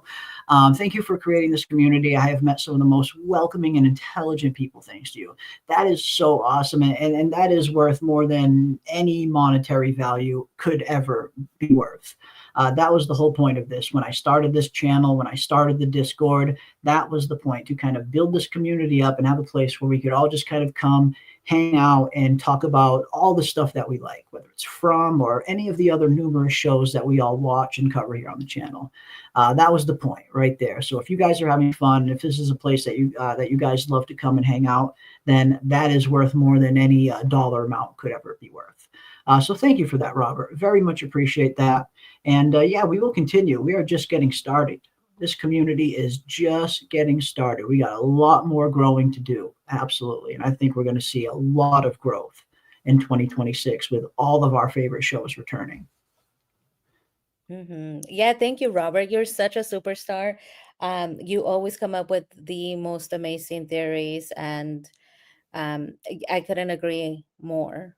The people in the Discord and Jeremy's chat specifically is just so nice. Just always so nice. I remember Cool. like coming into the community and everybody is just so nice. And you just don't get that with other shows. And I think, Jeremy leads by example. He's such a nice, welcoming, sweet, intelligent person that we're celebrating today. That, we just kind of follow. We follow what he does. Oh no, it's no leaders or followers here. Just one community having fun, diving into all the things we love. At least that's kind of how I view it anyway. But I appreciate that. And I appreciate everybody that I've met along the way. And I echo Robert's sentiment as well. I have met some of the coolest and most intelligent people right here in this community, right here in these chats. I've met some of the coolest people in the world, people that I will cherish, people whose friendships and relationships I'll cherish for the rest of my life. So yeah, I'm super thankful to each and every one of you. And yeah, Robert is absolutely a legend. Robert is 100% a legend among us. And thank all of you. I very much appreciate everybody thank you all for the birthday wishes. That is incredibly generous of all of you. Very much appreciate it. But yeah, we just want to have fun here, dive into the things we like, and, create that kind of vibe where everybody knows that they're all welcome here. That is, that's the goal. If everybody feels welcome, then I've done my job. But yeah, love it, love it, love it. Thank you all very, very much. Very, very much. Now, we were talking last week a little bit about season 4 of From, and in particular, what characters are not going to make it out of the season. Because you guys, I'm sure, have heard me say it numerous times by now, even though we had some pretty devastating deaths in season 3 with Tien Chen and Jim, I think season 4 is going to be a lot worse. I think we're going to lose even more characters in this upcoming season than we lost in season 2. And one of my 3 guesses has always been Ellis. I think his time is done. I think his time is up. I think this town is going to continue to try and do whatever they can to break Boyd down, to break his spirit. And at this point, there's not a whole lot of targets left for the town to target that would do that. So I think Ellis is very much on the chopping block. I would be very surprised if Ellis makes it out of season 4. I don't think he's going to survive the season. Will that go on and break Boyd? Will that be the straw that breaks the camel's back? I don't know. But I definitely think Ellis is going to be on the chopping block nonetheless. And From the official From Twitter account recently posted this, just today, actually, just 9 hours ago. This is the moment Courtney and Moore became Ellis Stevens. Watch the audition tape that brought one of your favorite characters to life, then watch his incredible performance in From. Now, this was interesting. This was very interesting. We're going to take a look at this. We're going to take a look at his audition tape, but I found it very interesting that they were playing this, that the official From account is posting Ellis's audition tape. I don't know. I mean, I don't know if it's just a foreshadowing. For me, I think it's a foreshadowing. I think it's even more evidence that he is not going to make it out of this 4th season. But let's see how Ellis exactly got the part of Ellis. Hey, there's a room made up for you on the 3rd floor. Just let the guys know when you're ready to call it a night. Are you going to be standing guard up there as well? Thank you, Ellis. Okay, look, man, I know Donna can be a little... Okay, look, but they opened the door for you, though, right? Barely. Look, man, all I'm saying is tonight gonna go a whole lot worse. I mean, if you hadn't let the spike strip down, maybe... Okay, are you kidding me right now? That's enough. Hey. There's a room made up for you on the 3rd floor. Just let the guys know when you're ready to call it a night. But you're not going to tie us up first? Thank you, Ellis. The man we helped carry in, is he? Yeah, no, that guy, yeah, he's still out. I mean, I don't know what kind of drugs that guy was on, but he's going to have a hell of a time when he wakes up. Look, man, I know Donna can be a little, but they opened the door, though, right? Eventually. Yeah, well, all I'm saying is tonight could have been a whole lot worse. I mean, if you didn't leave the fucking spike strip down. Are you? Hey, come on. Hey. Enough. Interesting. And it's, you see how the scene evolves over time, how the original script with that original line kind of evolved to the final product, where it's much different from his original audition. And that'll usually be the case. But seeing that the From account, the official From account, has been posting some very cryptic things lately. We talked about it the other week where they randomly posted that weird picture of the red symbol, and right next to it, a picture of the Inukshuk, the wooden or stone Inukshuk that Tabitha sets up to summon the Ankui children. And a lot of us are wondering, why exactly are they doing this? Is this just random posting from the From account? Or is there some kind of hidden message there that we're supposed to glean from these two images being posted together? And while there are a lot of great theories, it's hard to know anything definitive. But seeing them post this, Ellis's audition tape, out of anyone, I don't know why. It just, in my gut, it just gives me that much more of a feeling that we are going to lose Ellis in season 4. He is not making it out of this season. Yeah, put that together with that strange picture they posted of Ellis with the painting of the man in yellow Yeah. right next to him. Yeah. Even though we know that he did not paint the man in yellow, as far as we know, it's a lot of Ellis. I think, I mean, they kind of are letting us know, right? Some foreshadowing here. They want us to appreciate Ellis before he's gone. Mhm. And From does an amazing way of redeeming characters that we did not expect to like or to miss, like they did with Jim. Yeah. So I'm really looking forward to seeing how they redeem the character of Ellis, how he grows up in season 4.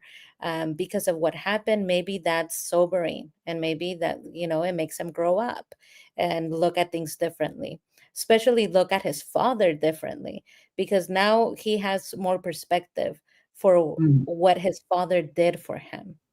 He was so upset at his father because he didn't listen when he told them that his mother needed help, mental help. And now maybe he gives Boyd a break, knowing that Boyd did everything, Mhm. that he Yeah. had to do, almost lost his soul to get to Fatima. Mhm. I want to Yeah. see that interaction. Is he nicer to Boyd? Is he more understanding? Hopefully. Yes. Yeah, good question. Good question. What is, did this? I mean, we're starting to see that Ellis and his father, they were starting to get a much better relationship after being very estranged at the very beginning of the series.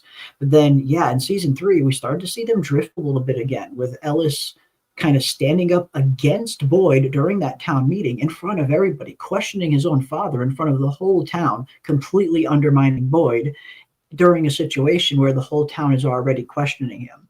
So we definitely saw that they had some problems there, but I definitely think this is going to be the thing that completely brings them back together. Absolutely. I think Boyd going in and doing what he did, saving Fatima, I think we're going to see a much better relationship between Boyd and Ellis, which makes it the perfect time for him to get killed off. Finally, once Boyd has this really good father-son relationship with Ellis and they're really kind of clicking again, that's when he loses him. Not when he's super distant and not acknowledging him. Just when Boyd gets his son back, boom, that's when you lose him. That would make it that much more devastating. But I like this as well. I like the idea that Fatima will go first, then Ellis. So Boyd has to watch Ellis struggle first. That would make it even more heartbreaking. And yeah, I think Fatima is another one that's on the chopping block. Fatima, Ellis, and Christy. I think those 3 characters are on the chopping block the most heading into season 4. And yes, I mean, what better way to completely just try and break Boyd down and break his spirit? You kill his daughter-in-law, for starters, the love of his son's life, who is someone that Boyd also cares about. Boyd very much cares about Fatima. We saw the lengths that Boyd went to in season 3 to try and keep Fatima safe and to keep the town from finding out that she killed Tilly. So Boyd very much cares about Fatima. But yes, I think you take her out and then you see what it does to Ellis, follow that up with him then losing Ellis. That might be enough to push Boyd right over the edge. But I like the idea that as soon as Ellis and Boyd are finally kind of coming back as father and son, they're finally developing a good relationship, that's when he loses him. That would be the most devastating, I think. Mm. Fatima going first would be nuts. Absolutely nuts. I really like the storyline that you are creating here for them, Jeremy, because it's kind of parallel to what we saw with Jim. Jim was not on Exactly. board. Yeah. He was not really having a good relationship or marriage with Tabitha. They were really struggling. But Yeah. towards the end, he really found redemption and understanding. And he told, Tabitha, I'm all in. Whatever you want to do, I'm here to back you up. And you saw them come closer together. Yeah. They rarely hug or kiss, and we got to see them kiss and hug, and they were Mhm. happy again. And that's when they took Jim. So that would make complete and total sense if they do that with Ellis and Boyd's storyline, and we see them renewed, full of hope, because now they are once again united, and then you take him out. Then you take It him. would be a whole nother Tian Chang moment, Mhm. um, in the brutality of it. But that's what I love about From. From Yeah. is not afraid to take away characters that we love, that we Yeah. feel that we can't continue without, or that are Mhm. essential to the story. They will Yeah. take them, like they did with Tian Chang. And I like Mhm. that in a show. Yeah. I don't know if you chat were watching Alien Earth, but that's the Polar problem, right? opposite. You see the opposite of Polar people opposite. willing Yeah. to take away characters. That's important. I think sometimes we're like, no, I don't want to see this person go, but it makes for a better story. Because Yes. when you have a story where nobody goes, the stakes are not high and No it's not that stakes. interesting, which is Mm. Alien Earth. And you're so right. And that was like that was the biggest problem with Alien Earth. That the show, it just seemed, was too afraid to take those risks. It was too afraid to actually present us something where the stakes were really high, putting these hybrids and these characters in a position where they could actually get killed. The whole time I'm watching Alien Earth, I knew the whole time Wendy's not in danger. She's never going to be in danger. No matter what happens to Wendy, she's always going to be okay. And that makes a show so dull and boring after a while when you feel like there's no weight behind it. There's no stakes to the actions, no consequences to some of these characters' actions. Because a lot of times that is when you'll get some of the best, at least the best well written deaths on a show. Um, and we see that in From happen all the time. That's what I love about From. You do get that feeling that anybody could go at any time, and that started right from the very beginning when they killed Father Kotri in the way that they did. From that point on, I'm like, okay, anybody can go. Literally anybody can go at any time. Because if you're watching the show just up until that point and you're analyzing the story, from what we know about storytelling, you definitely would have thought that Father Kotri still has a lot to do. He still has a lot to do on this show. He's not going to go yet. This is only just getting started for him. They're only just now starting to investigate this weirder stuff that's happening with Sarah. Kotri still has so much more to do. And then boom, they take him out just out of nowhere in the most beautiful way possible, by the way. That's still my favorite scene in all of From, Father Kotri's death, mostly because of the way Sean Majumder plays it. Just phenomenal acting. But that's what gives these kind of deaths meaning. And that's what gives these kind of shows meaning and stakes. And especially when it happens when someone gets someone else killed. And that's usually what it happens, in my opinion, when it's the best, at least when it's the best well written. It's usually one character will do something that is so egregious and so stupid that it doesn't get them killed, but it gets somebody else killed because of their actions. Those are some of the best deaths on the show. And we saw that happen with Kotri. Father Kotri kind of sacrificed himself in a way to help the people of Colony House. If that van never would have pulled up, he never would have died. So it's always a cause and effect. And that was one thing that Alien Earth just didn't have. Anytime one of the characters would mess up and do something, you kind of just always knew there wasn't going to be any consequences to it. You weren't going to see any of these characters die. The whole show just felt way too safe. And all of these characters had more plot armor than Jon fucking Snow. And it got boring. It got really boring really quick watching Alien Earth, knowing every single episode these characters are always going to be fine. Nothing's going to happen. And that is what I love about From. It is the polar opposite of that. When I'm watching From, I'm genuinely like, holy shit, anybody can go at any moment. You better not fucking kill Jade. You better not fucking kill Jade. Like, that's what I'm feeling when I'm watching From, because I'm genuinely worried for these characters that I like. Mm-hmm. Mm-hmm. Exactly. Anybody and everybody can get it. And I love it. I really do. And I like that you mentioned a beautiful death, Father Scottry, beautiful death. It Because was. I remember in the finale, I was saying Jim's death, I found it to be beautiful. And Yeah. a lot of people were saying, she's crazy. She's a psycho. How could this be a beautiful death? But in storytelling, Yes. sometimes they tell a story and they wrap it up so well that it leads to character appreciation, which is what Yeah. I think they're doing with Ellis. They're posting all about his character and they're appreciating it because he's about to go.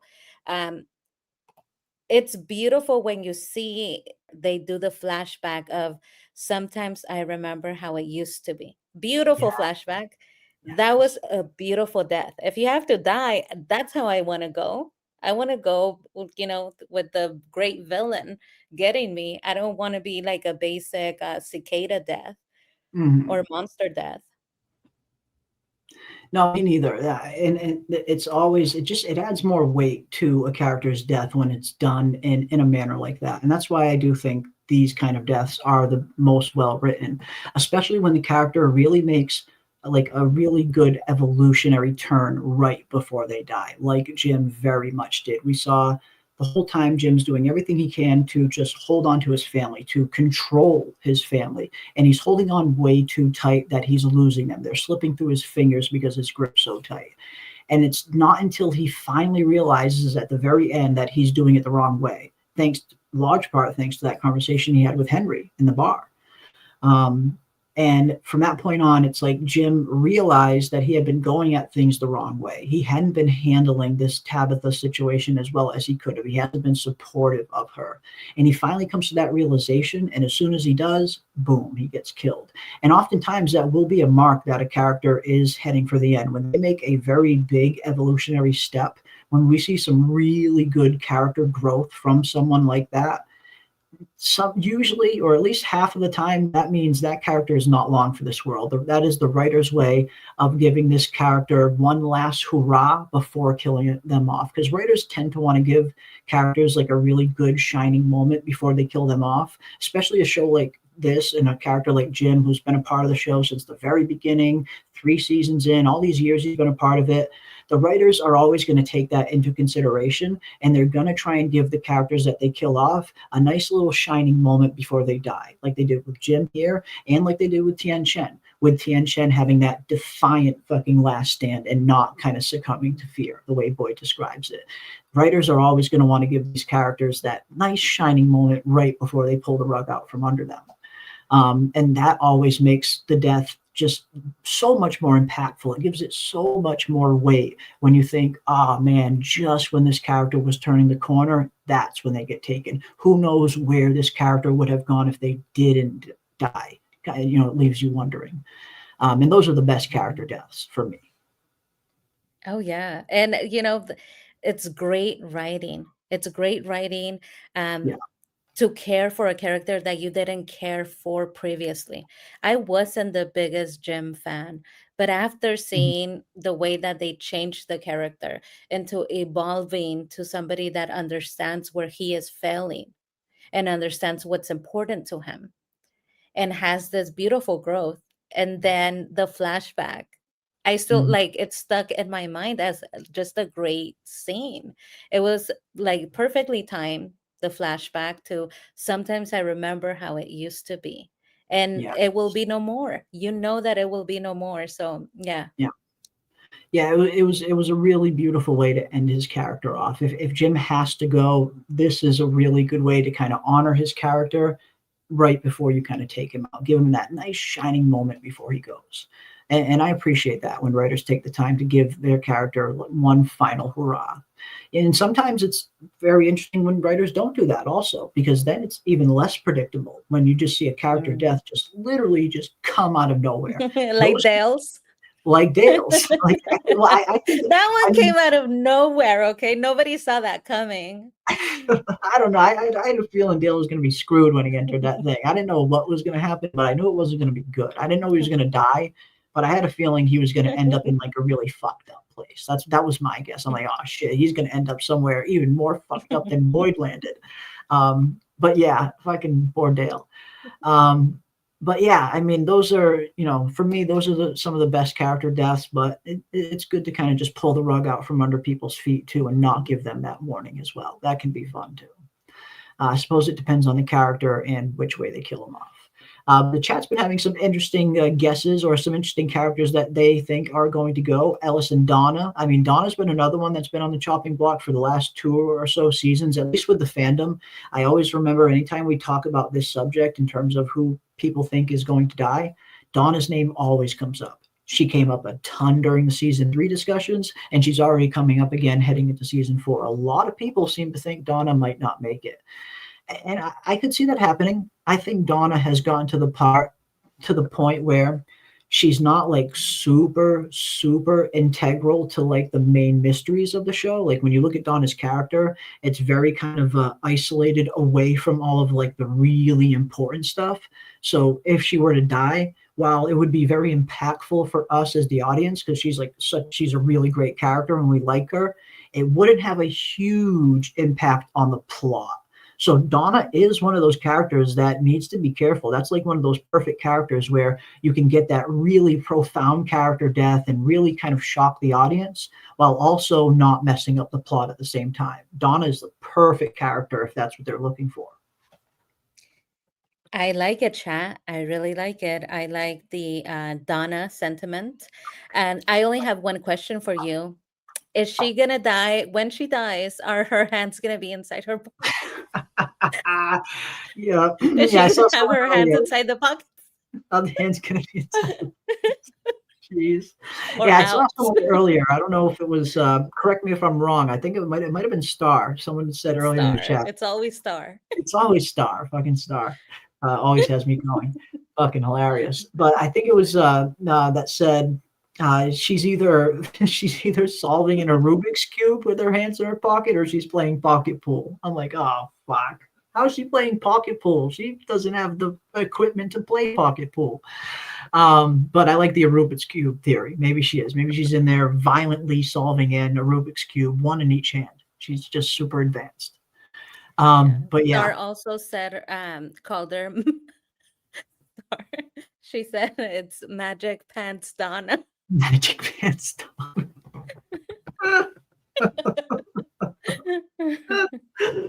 Oh, shit. Magic Pants Donna. Fuck. Well, if she dies, I hope she dies doing what she loves with her Doing hands what she inside loves. her pockets.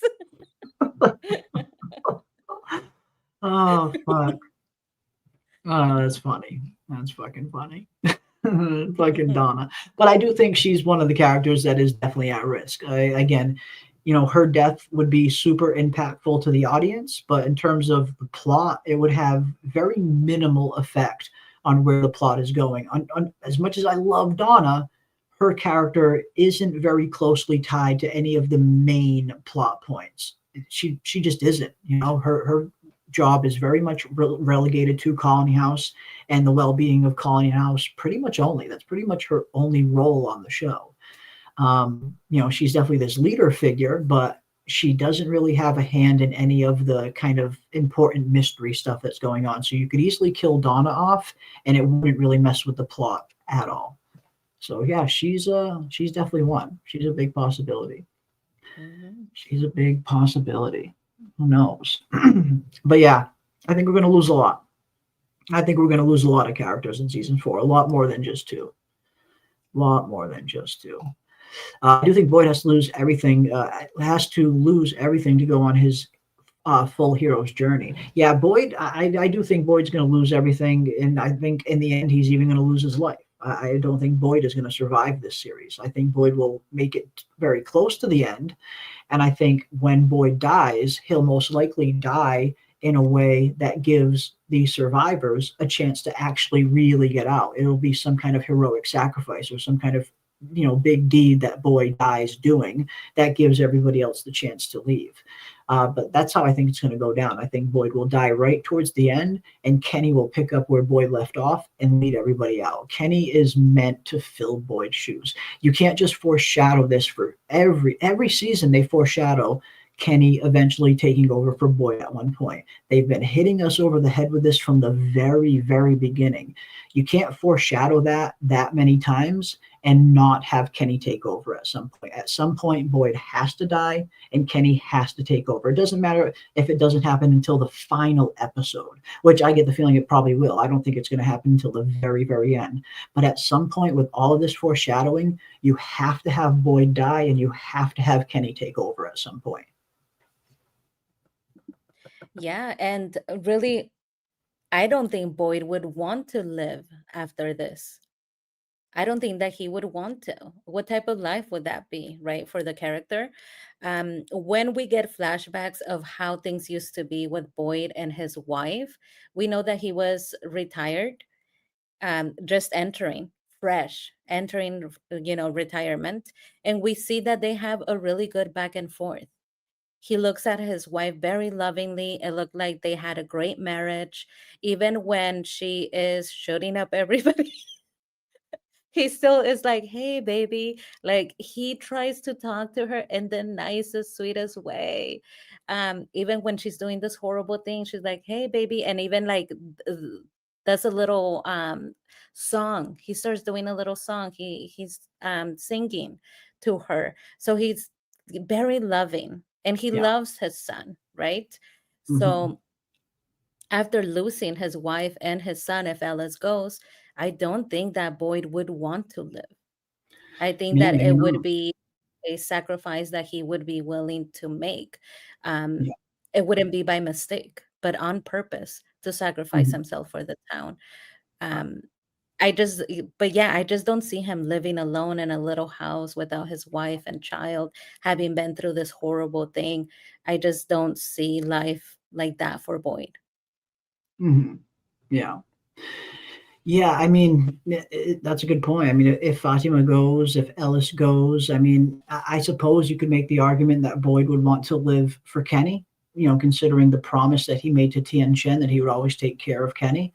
But if Boyd sacrifices himself and his sacrifice leads to Kenny getting out, that is very much Boyd fulfilling his promise to Tien Chen. Absolutely.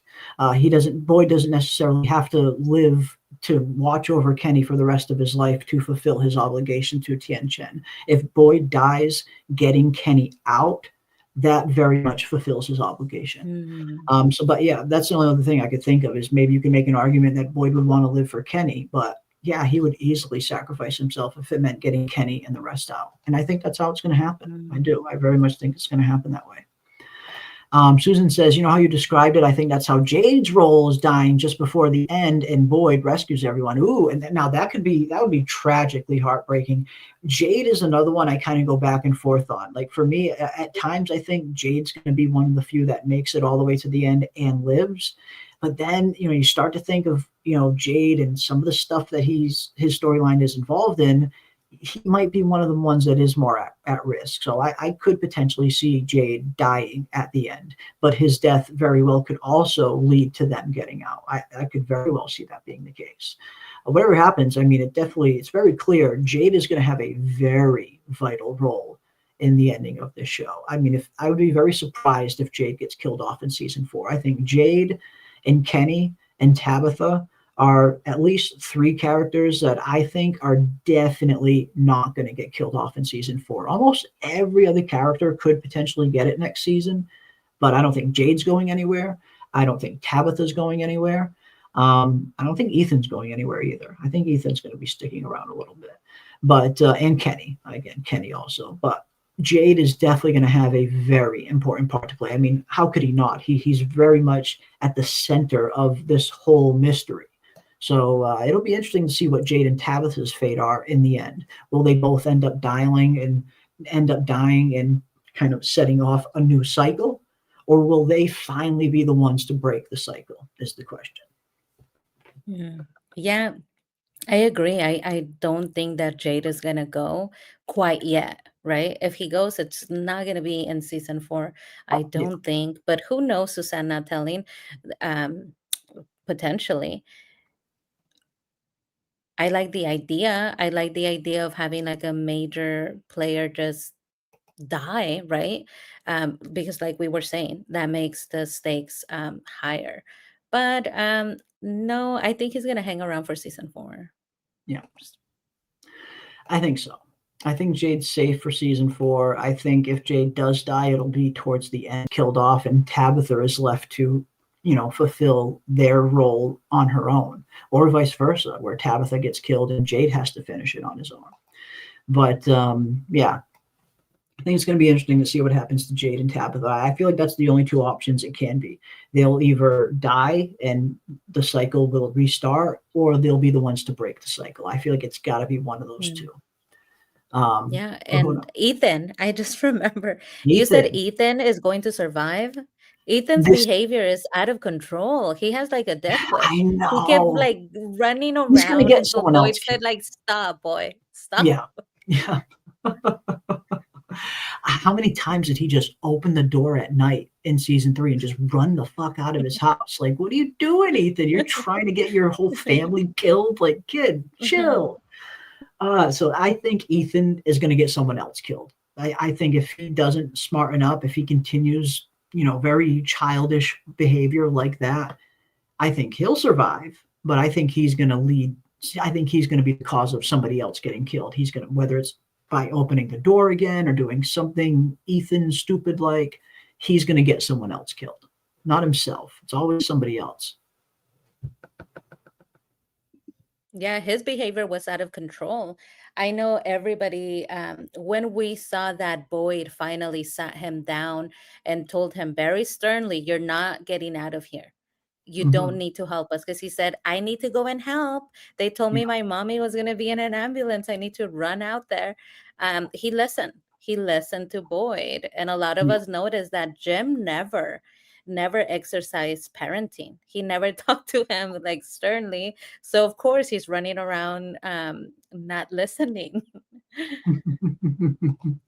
I mean, it makes sense. It makes sense. I mean, he probably sees Boyd as a little bit more of the authority figure, being the sheriff of the town and all of that. So yeah, he'll listen to Boyd, but yeah, he wasn't listening to Jim, wasn't listening to Julie, wasn't listening to anyone. He didn't even listen to Tien Shen. He opened that door right the fuck up at the middle of the night and almost killed everybody. Granny almost got him and Julie. So yeah, it's he's got to be careful. He's got to smarten up. Yeah, Tilly was so sus last season, all that just to be an actual old lady. Yeah, I mean, and I'm with you, Blue. I mean, Tilly, I was always kind of 50-50 on that, whether Tilly's going to be an actual important character or whether or not she's just one giant red herring. Because she kind of had that feeling like, okay, I think you're like a little too sus to be sus. Like they were throwing the sus right in our faces with Tilly. Like you couldn't ignore the sus when it came to Tilly.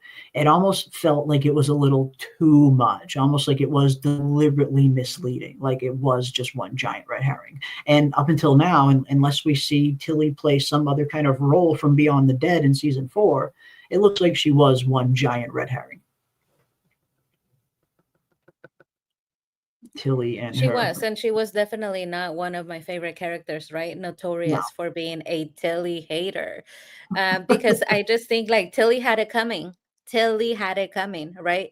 And I understand a lot of people were saying, "Oh no, we all know a lady like this. We all know a lady that's very sweet, old lady, but she just kind of asks you straight up, blunt questions, and she likes to be in people's business," which I agree, right? I agree. Yeah. But she had it coming. I mean, I think Fatima couldn't tell her in any more clear terms, "Don't touch me, get away from me," other than, "Hey, I'm about to stab you, run away." I mean, you can definitely make that argument, I would say. I would say one can definitely make that argument where Fatima tried to warn her multiple times to stay away, to stay away, to stay away. And Tilly just wouldn't. Tilly just could not let it go. And I get it. She's this kind of older, motherly, grandmotherly figure. She thought that she was going to help, figured she could be of service. She's given birth to all these kids that she talks about. Like she got like 20 fucking kids and like 40 grandkids or whatever it is. So she just very much was not letting it go. She was not going to let Fatima do this on her own. But Fatima tried to tell her to back off, tried to tell her to leave her alone. So I think you can at the very least make that argument that, maybe Tilly had it coming. Maybe she should have listened to Fatima. I mean, I can see both sides of that one for sure. Yeah, Tilly was super nosy. She was the town gossip. She was absolutely the town gossip. She was the town. Tilly was the Real Housewives of Fromville. That's who Tilly was. The fucking star character on the Real Housewives of Fromville. That was Tilly. Wanted all the gossip. Wanted all the info, and she fucking got it. She ended up getting it because yeah, she was very nosy, very fucking nosy. Yeah, I'm sick of Ethan and his goat. I'm not sick of the goat. I'm getting a little sick of Ethan, maybe, but definitely not sick of the goat. I mean, the goat can stick around. The goat's cool. Come on, what's wrong with the goat? The goat's super cool. Let's see what else we got. I don't want to see Victor's puppet ever again. I don't either. I was so relieved when it wasn't an actual talking puppet. I was so worried about that because, again, the horror on From has been so well written up until this point, but it's been grounded too. It's well written and it's very grounded. For as fantastical as Fromville is, they do keep their horror and the mechanisms in which these things operate pretty well grounded for a horror show. But then when you start getting a little too deep into talking puppets and all these other stuff, it starts to for me, it cheapens how grounded the horror was, for me anyway. So I was very, very excited when I found out that there wasn't going to be a talking puppet, that it was all just a figment of Victor's imagination, and he was just misremembering that it was actually the boy in white saying all these things. Yet his subconscious made up this story that it was the puppet. So, I just think a talking puppet, I get it. It's kind of creepy, and it was kind of a creepy puppet, but I don't want From to get too far in the weeds with that kind of horror, talking dolls and, weird stuff like that. I feel like the horror up until this point has been very grounded, and I hope they keep it that way.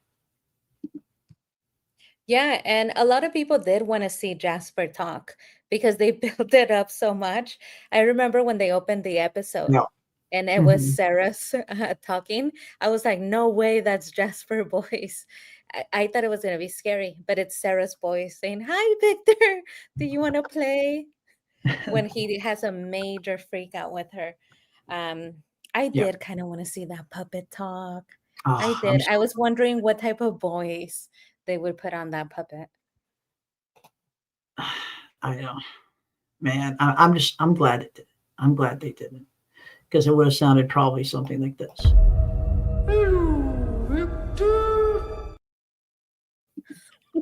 That's probably what it would have sounded like. Love it.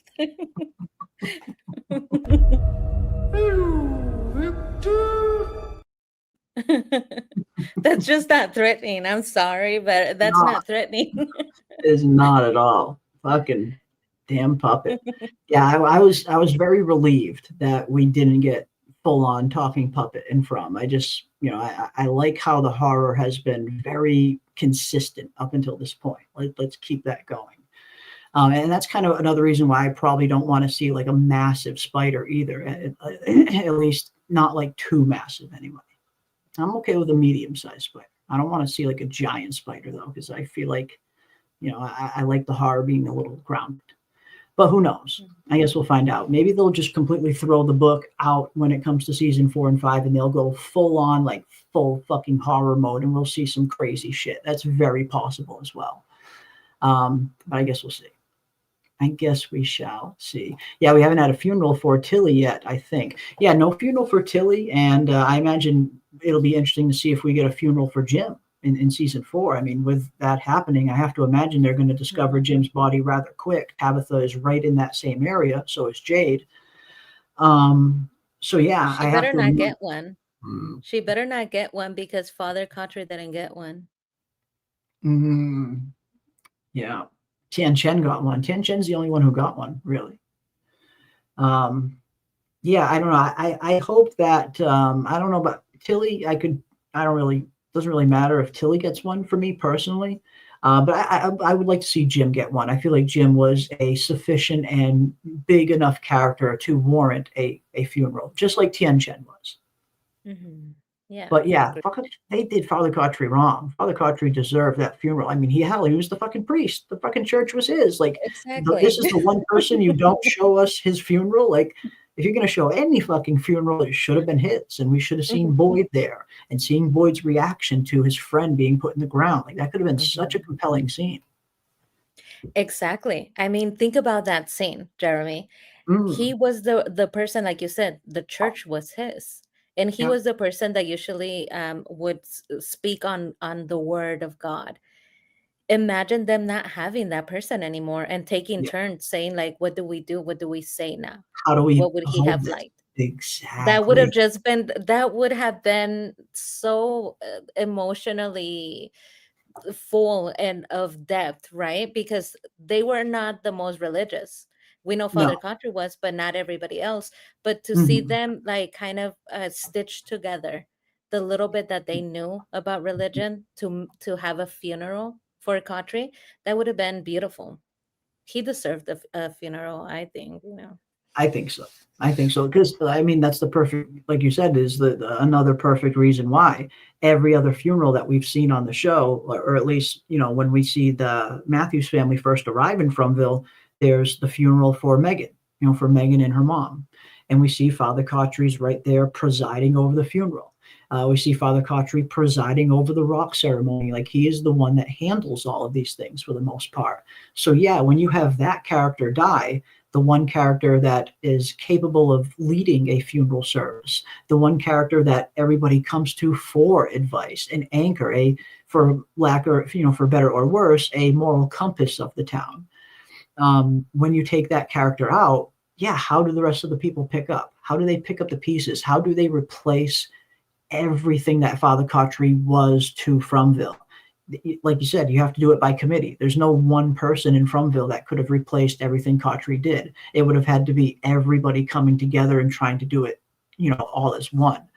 But that could have been such an interesting scene, seeing the kind of awkward silence Yeah. during that funeral Mhm. scene, where usually this is the time where Father Cautry starts talking, and the rest of us just sit here quietly. But Yeah. Father Cautry's not here anymore.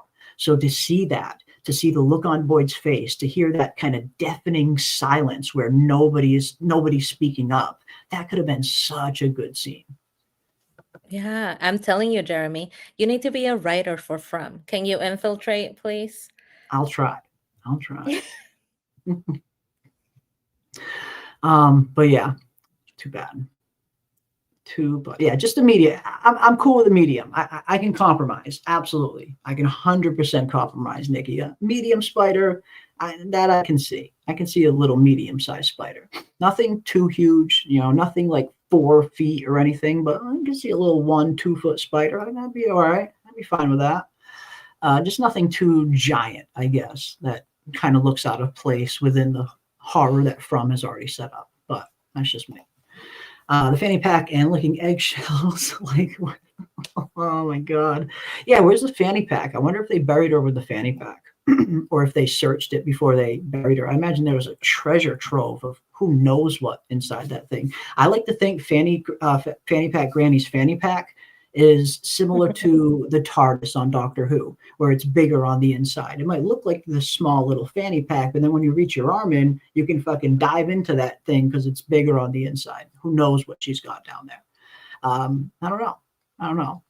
But I do think the show missed one opportunity. When Fanny Pack Granny was pulling out her tarot cards, when she was going to do the tarot reading for Fatima, she goes and she pulls the tarot cards out of some kind of drawer inside Colony House. And I'm like, no, this would have been the perfect time for you to utilize that fanny pack. She should have pulled those tarot cards out of the fanny pack. The No, you fanny. missed an opportunity.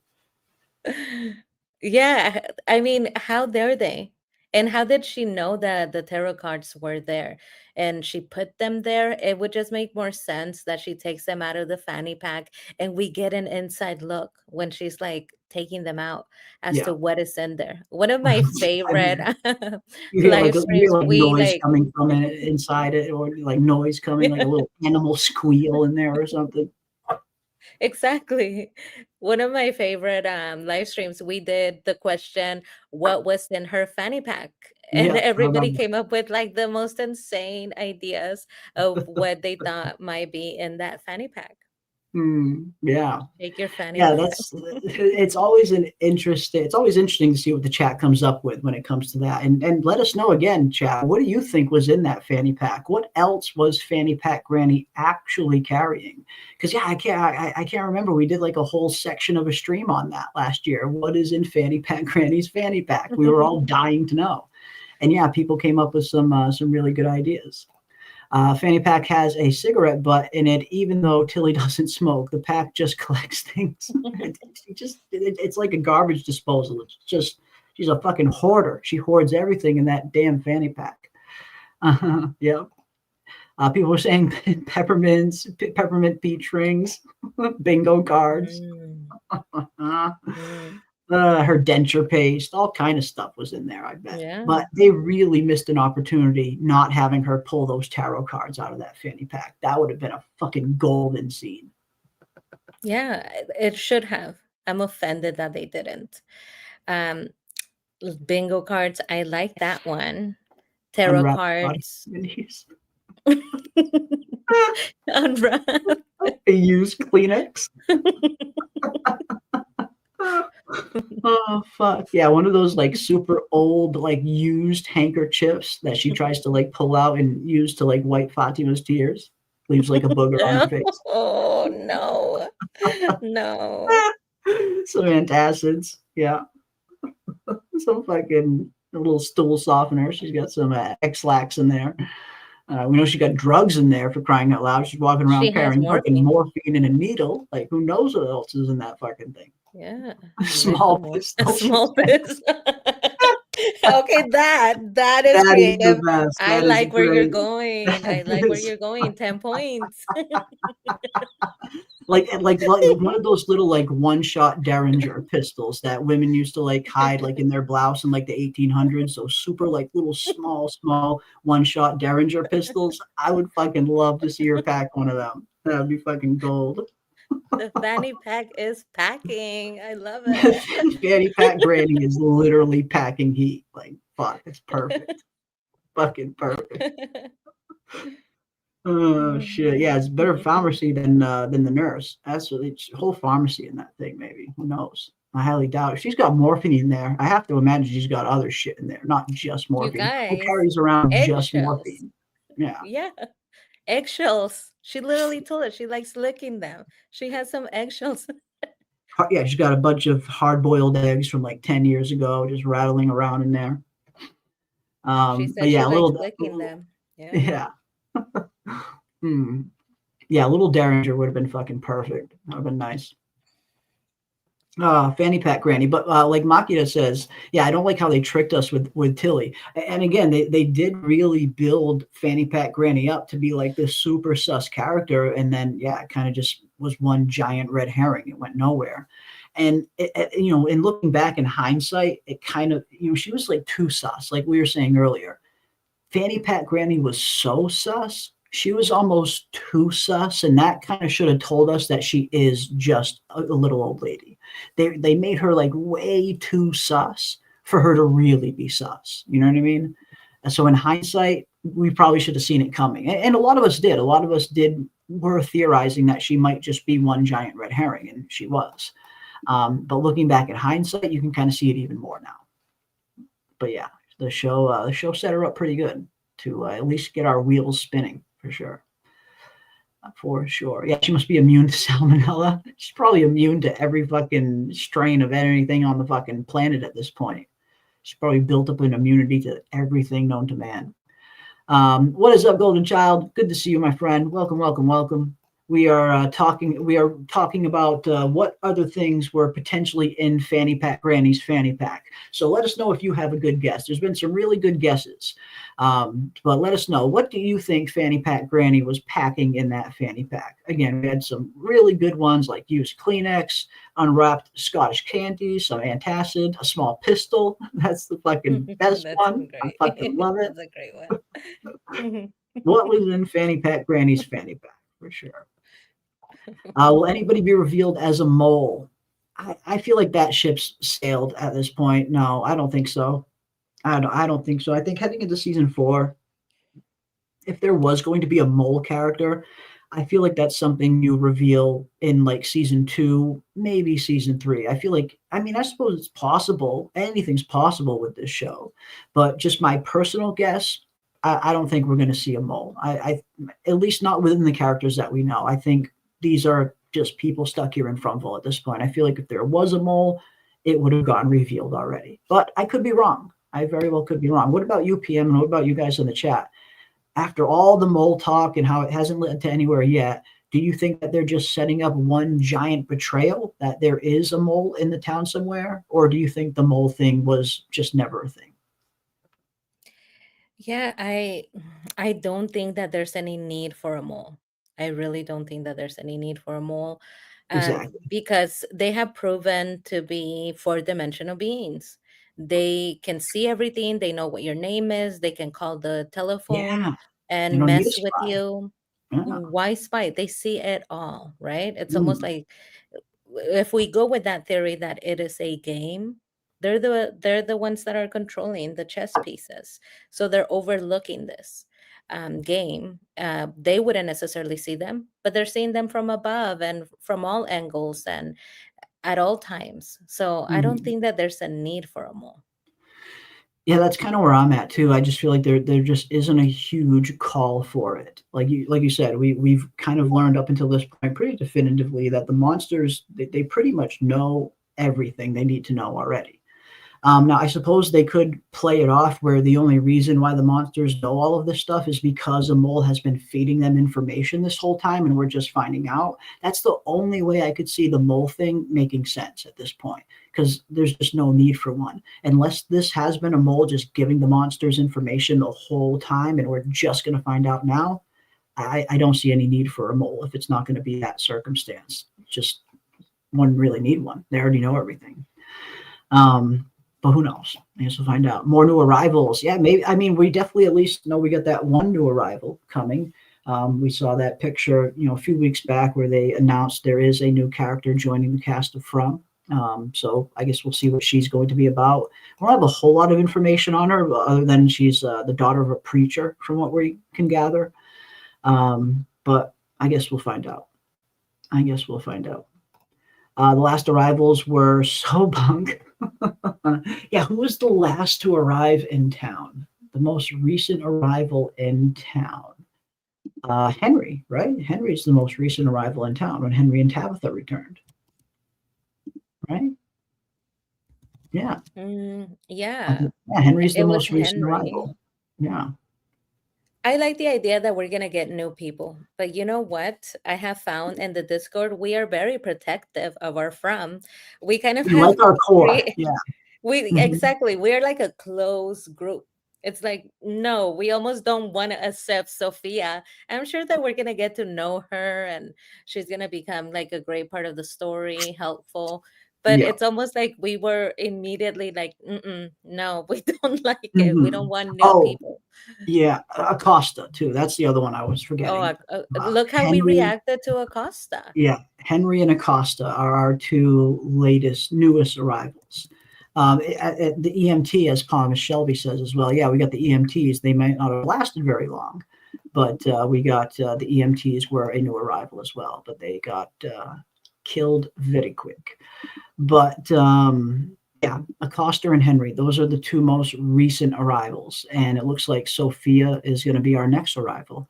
Yeah, Sophia is. We don't know a whole lot about her, but we do have confirmation that she is going to be a new character that is entering Fromville, and this is her right here.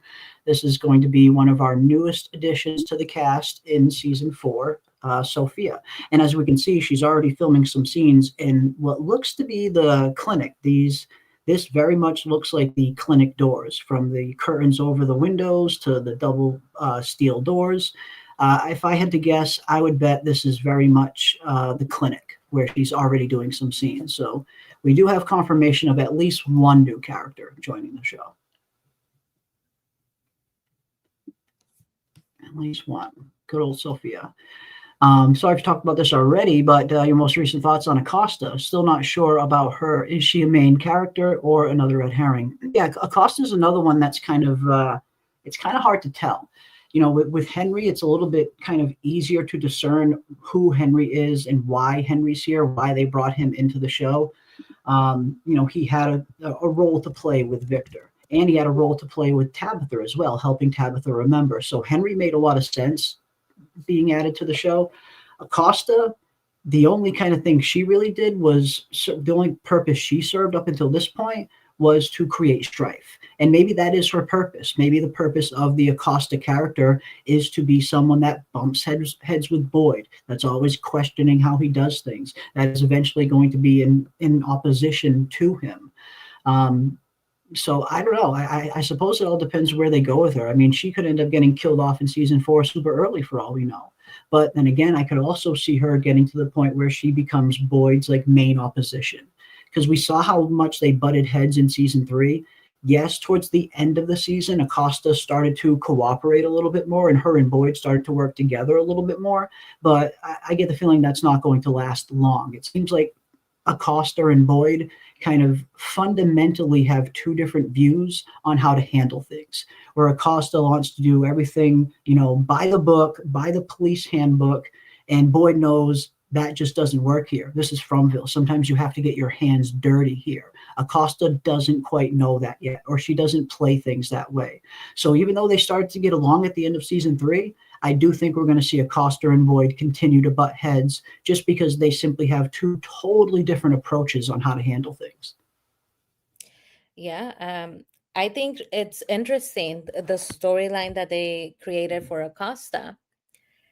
It's what happens when somebody in a position of power loses that power by entering into a new world, right? She kept saying, I'm a cop, I'm a cop. So she was holding on to that position of power that she had in the real world.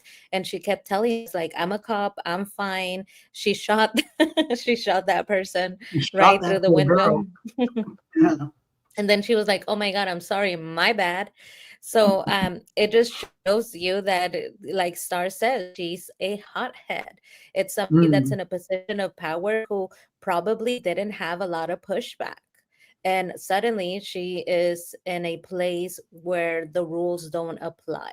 And somebody is putting her in her place, right? Boyd is not mhm. giving her the authority that she thought she was going to have immediately. She thought she was Yes. going to get into town and be handed a badge and become an immediate authority figure. And that's just not Mhm. how it works. And it would have been dangerous. She's a dangerous person. It Yeah. makes me wonder what type of cop she was in the real world. Like when she stops you, does she just shoot at you? Because she's like, what did Right. she Make say? sure they're happy. I was just like, I was confused. I couldn't Yeah. see, right? Yeah. Mhm. Is she that type of person? So Yeah. they And also she also introduced her sort of like a love and potential love figure for Kenny. for Kenny. Yeah. Mhm. How do you Yeah. feel about that? I don't know. I don't know. I don't know. I definitely see, you know, the signs that people are pointing to, like the, you know, the few scenes we get with Acosta and Kenny in the diner and stuff. Like, you know, you can't help it but at least wonder, is that a possible match at some point? But I don't know. I don't know if I would. I don't know if I'd want to see Kenny with Acosta. I think I don't know. From what I've seen of her up until this point, I don't know. I think Kenny maybe deserves a little better. Mm. Well, who I mean, knows? I feel like everybody's on Kenny's side, but do we ask ourselves why are we on his side? I know that he has proven to be very loving to his parents and all of that, but other than that, he doesn't speak up for himself either. When Hmm. we were talking last stream, we were talking about Kenny's crash out. The fact that he didn't have a crash out when Yeah. Mariel came into town and Christy ignored him as if he never happened and never addressed anything, right? Non confrontational. Hmm. And, you know, I always thought he should have gone in there and demanded an answer. You can't let people treat Yes. you that way. You know, if you allow people to treat you in this manner, where they don't give you an answer, even though they owe you an answer because of her behavior, then they're not going to respect you. They're just not going to respect it. You have to have a little self-respect. So I think he should have demanded an answer. Your fiance is here, not that day that she arrived, but maybe a couple days later. Yeah. Now that she's settled in, They what's never it going to addressed be? it. Yeah. What's it going to be, right? Yeah. And no, and I agree with you. I think Kenny should have mentioned it right away. But I want to give him at least a little bit of credit for finally mentioning it in season 3. And that's where I see the real growth that Kenny really underwent from season 2 to season 3. He seems like almost 2 different characters. When we get that scene between him and Christy at Cannibal Village when they're gathering firewood, and all of a sudden Christy like wants to talk about it, and Kenny finally like, kind of just like blows up on her, and he like tells her like, hey, like what's going on here. Yeah, granted, yeah, he should have done that right away, like right when Marielle arrived, especially with Christy kind of leading Kenny on a little bit. But I at least want to give Kenny a little bit of props for finally growing up a lot in season 3, because I think he did. I think he grew up a lot between season 2 and 3. I think that was evident of how he handled his mother's death, as you mentioned earlier. And yes, while Kenny doesn't stand up for himself all too often, one thing he always does, which I love, is stand up for Boyd. He always stands up and has Boyd's back, even when the entire town was questioning Boyd, including his own son during the town meeting. The one person that stood up and had Boyd's back was Kenny, and he did it right away. So for me, I'm seeing a lot of signs in Kenny that point to a lot of growth in his character. In season 1 and season 2, he very much kind of came across as more of a kind of a young man, or even a boy, even at times. Like he was much more immature, not as sure of himself, not confronting Christy earlier. But I feel like he's grown so much since then, and the Kenny we are left with at the end of season 3, I feel he's very close to being able to fill Boyd's shoes. Maybe not quite yet, but I think he's well on his way. And I like seeing the growth that they did for Kenny in season 3. Yeah, I mean, that was that was such a funny scene when Christy is still trying her tactics with Kenny, Yeah. because she also will not confront. She's also non-confrontational, apparently. Yeah. And she's trying to say, like, I love you, I'm always gonna love you, like Right. skirting around the issue. And next thing you know, she gets her foot in a bear trap. That's what you get for That's talking what- shit. That's what you get. You What should have you been get. with your fiance. You didn't need to go out and pick the food. You have other people. You have the other people in the town. You are essential, right? You're an Mhm. essential figure because you're part of the Literally medical team. the only doctor in town. Yeah, you I just mean, went yeah, there to mess around. You were just messing around. right? Like, come on. What are you doing out there traipsing through the fucking snow, and she's chasing Jade after he's had a fucking mental fit after seeing the guy, drinking the skull. Yeah, you got to be a little more careful, Christy. You might have, the Edward Scissorhands haircut, but you are the only doctor in town and they need you. Yes, Marielle is a registered nurse and she seemed to be semi-competent, although she certainly could not save that girl's life that would cost a shot either. So relying on Marielle alone, not as good as Christy, I don't think. So she's vital. You're absolutely right. She's super vital. And Makida was asking, who is that? If you're referring to this picture that I still have up, this is the newest cast member of From season 4. Her name is Sophia. We're not quite sure exactly who she's going to be playing and who she's going to have scenes with or anything like that, but we do know she is the latest cast member, or at least the only cast member that's been announced that is joining from season 4. And if we look in the background here, it looks like she's filming scenes in what looks to be the medical clinic. If I had to guess, these are the double doors at the medical clinic with the same curtains over them, because I remember specifically after Boyd killed Smiley, we see that scene of Kenny and Boyd standing right at these doors looking out the window. And then in the next episode, they're still standing there, yet the blinds are drawn. We see Kenny or Boyd have to kind of open the blinds to look to see if Smiley's body's still there. And it's these exact same curtains. So if I had to guess, I would put good money at this being the medical clinic, these being the medical clinic doors, especially with the woods right there behind it. And she's probably going to have some scenes at the clinic with maybe Christy or Marielle or who knows who. But this is our latest cast member to from season 4, Sophia. All we really know about her up until this point is that she is the daughter of a preacher's daughter. And you can kind of tell by the way she dresses. Very preacher's daughter-esque. Almost looks like a grade school teacher, though, maybe with the glasses and the dress. But yeah, this is Sophia, new cast member on the show. We'll see who she's going to be playing and who she'll be interacting with. And could this even potentially be a new love interest for Kenny? Mm. And Kenny should be alone, honestly. Kenny should be I wouldn't alone. mind that. I wouldn't mind that, yeah. He's not a lover boy, okay? He was only No. playing lover boy He's to meant to take Christy. over for Boyd. That's his destiny. Yeah. Yeah, exactly. Boyd is not a romantic figure either. Some people are just meant to be alone, okay? And I think maybe Kenny, in this state of his life, he's just meant to be alone, just to himself, alone, and he's just not a romantic figure. I don't see him that way. Yeah. Yeah, that's kind of what I think. I just think it's he's better off on his own. I mean, he doesn't really need, I mean, not every character needs to have a love interest. And that's one thing that I've actually really enjoyed about From. We don't have like a million fucking love stories popping off all over the place. All these little side storylines that are all these love stories. I'm so glad From doesn't have that. That was the one thing that kind of got a little tiresome with Lost every once in a while. It's like every single character had to be in some kind of love interest or some kind of love triangle. Literally almost every character. You don't need that. You don't always need that for good storytelling. You don't need every single character to have a significant other or to have someone that they're into. You can allow characters to just stand on their own merit. And that's one thing I love about From. We don't see a ton of like love stories popping up all over the place. I'm so glad that they resisted doing that. Yeah, because I still remember when they were saying Bacta and Boyd had romantic vibes. And I didn't like that at all. I really didn't like that because I don't see No, me Boyd like neither. that. Me The neither. thing about a great love story is that it has to be one and only.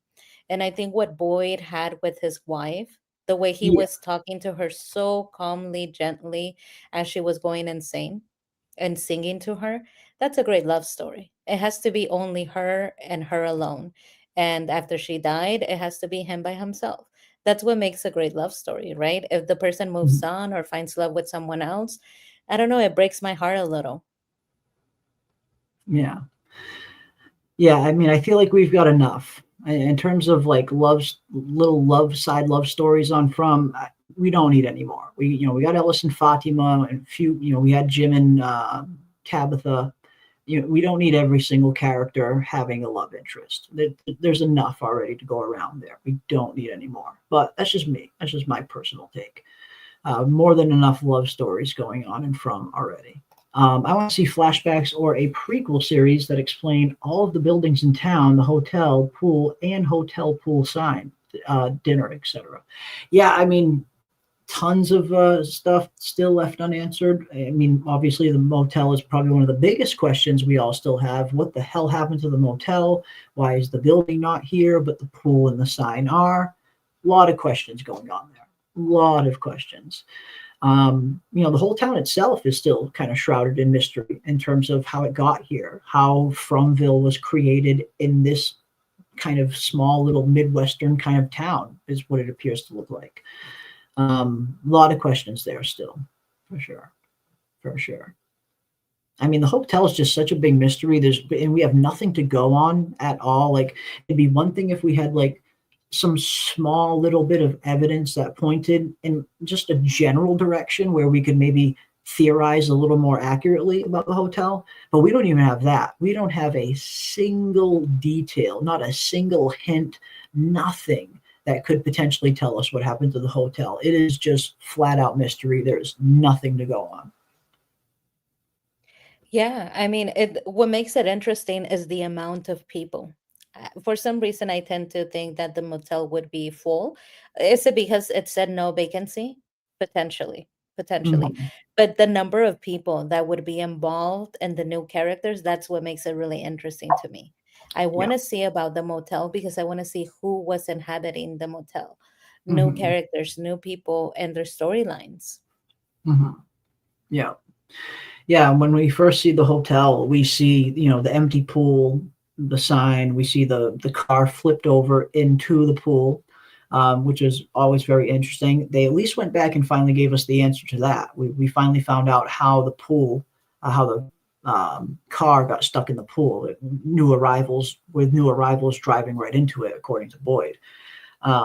So yeah, maybe they'll go back and actually give us the full answer as to what happened to the actual hotel. Maybe we'll find out. I have to imagine they have to have some kind of answer for that. Just not having the hotel there and having the pool there and the sign.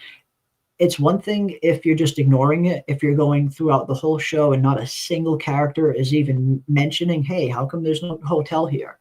But in season 3, it's almost like they had Henry bring it up to remind us as the audience that we haven't forgotten. We have not forgotten about the hotel and there is an answer coming. Why else have Henry talk about the hotel and ask Ethan, what happened to the hotel? I mean, the only reason I can think of that they would have given Henry that dialogue and that line is because it's meant to remind us of the hotel and remind us as the audience that they have an answer for it. That was some kind of foreshadowing. Um, Otherwise, they wouldn't mention it at all. If they're mentioning the hotel through Henry's character, it's most likely because they have an explanation in mind that we'll see at some point. Who knows? Maybe it's like Boy Cavalier in the conversation with the Theo Celis. They keep mentioning it because they're not going to pay it off. Oh God, I hope not. I hope not. They gotta pay that off. Yeah, Alien Earth didn't pay off shit. That really was a bad finale, unfortunately. Very disappointing. Very disappointing finale. By the way, no mole, but they will continue to pick out the weak and use them.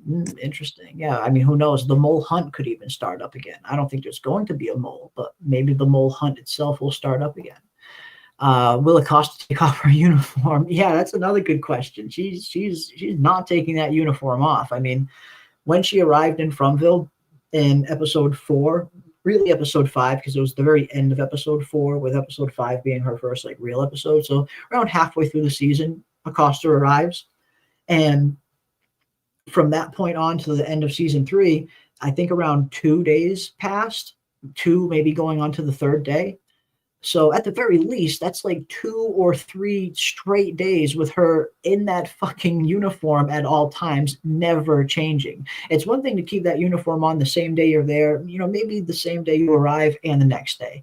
But anything past that is stretching it. Why do you still have this uniform on? Other than the fact as she wants to be looked at as an authority figure. She believes having this uniform on, people see it, they notice the uniform, they recognize it as an authority figure, and I think that gives her some kind of power, or at least she feels like that gives her some kind of power. So that was my original guess why she hasn't taken the uniform off. She wants to be seen as an authority figure. Hmm.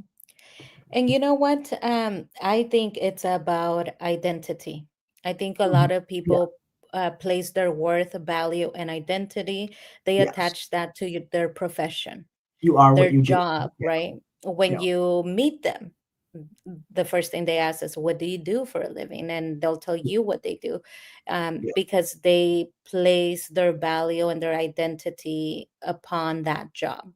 Yeah. So I don't want to judge her too harshly. A lot of people, maybe her dream was to be somebody that helps the community and that saves people, right? Everybody wants to be a hero. So Yeah. that might just be the character's way of holding on to her identity. So I Mhm. don't want to be too harsh with that. Yeah. Because I do understand some people, and I think it's admirable, like Boyd. Some people serve this country or serve the community, and they take pride in that. And it becomes Mhm. part of their identity in a way that, like, other professions don't tend to become part of your identity. So I don't Yeah. want to judge her too harshly on that. But I think it's also a great idea because as she's changing, let's say she keeps the uniform, she's holding on to this identity and what she believes makes her worthy. As she is changing and evolving, she changes into regular clothes. It's going to be shocking to the audience, and it's going to signify that the character has now entered a new chapter in their development. And I think that's a good tool. Yeah. No, yeah, I can definitely see that. And I could see that being the possibility for her as well, where, yeah, it's an identity thing for her, where she feels she takes off the uniform, she's no longer a cop. And she's given up a part of herself at that point. I could see her motivations maybe being a little more in line with that. I think that's totally possible too.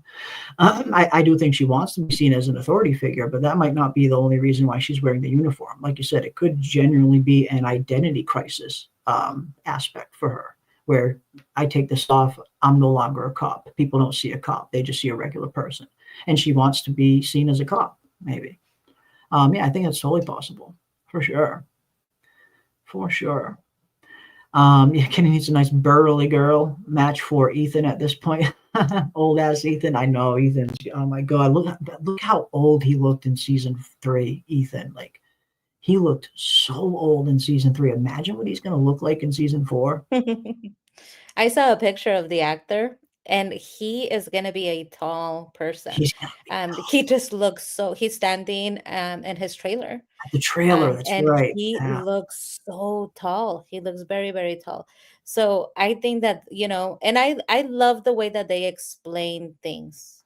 I will accept it. They explain things by saying everything is changing. Of course, I'm changing, and I will accept that, right? Because at some point we need to be realistic. This is an actor that is a child that was going to grow up. Yeah. It doesn't fit our story. However, at some point, we need to be a little bit lenient. What do we want him to Yeah. stay a child? We can't. That's not realistic. I'm willing to grow with the show because some things require it.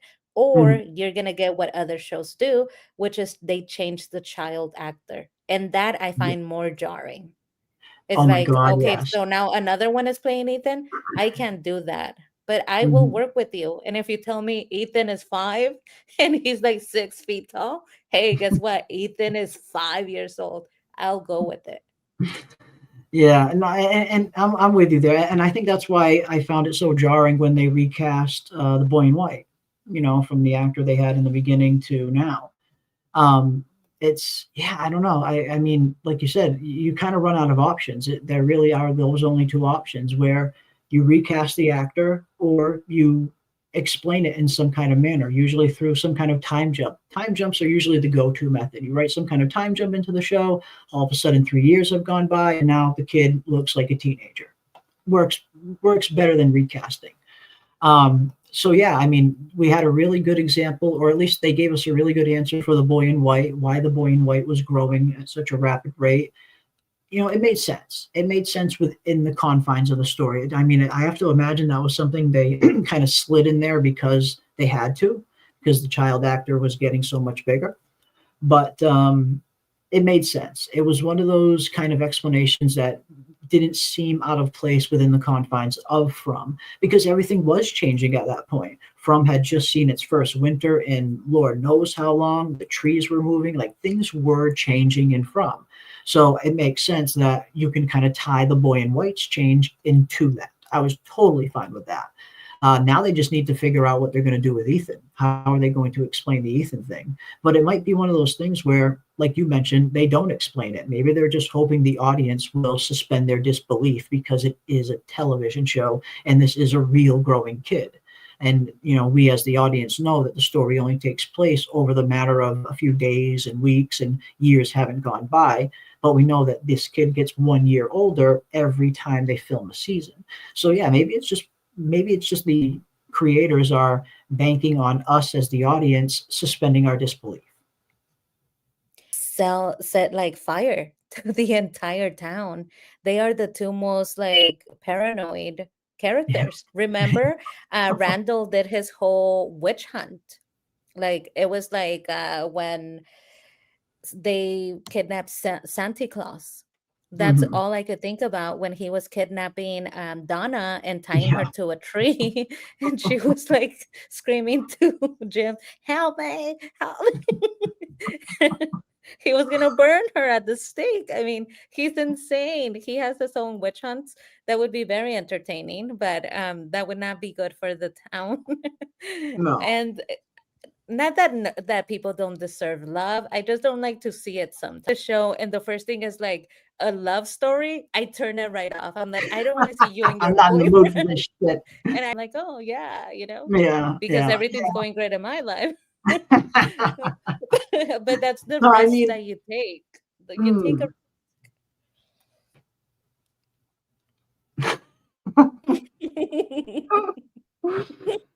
no, but that makes sense. I mean, it does make sense. I mean, what's going on in your life is always going to affect how you view things or the mood that you're in when the reaction that you have to seeing certain things like that. If everything's going good and you see something is going good for someone else, it's like, yeah, you're happy for that person. If shit's going bad for you and then you see something is going super good for someone else, it's like, fuck that person. I don't want to fuck watch you.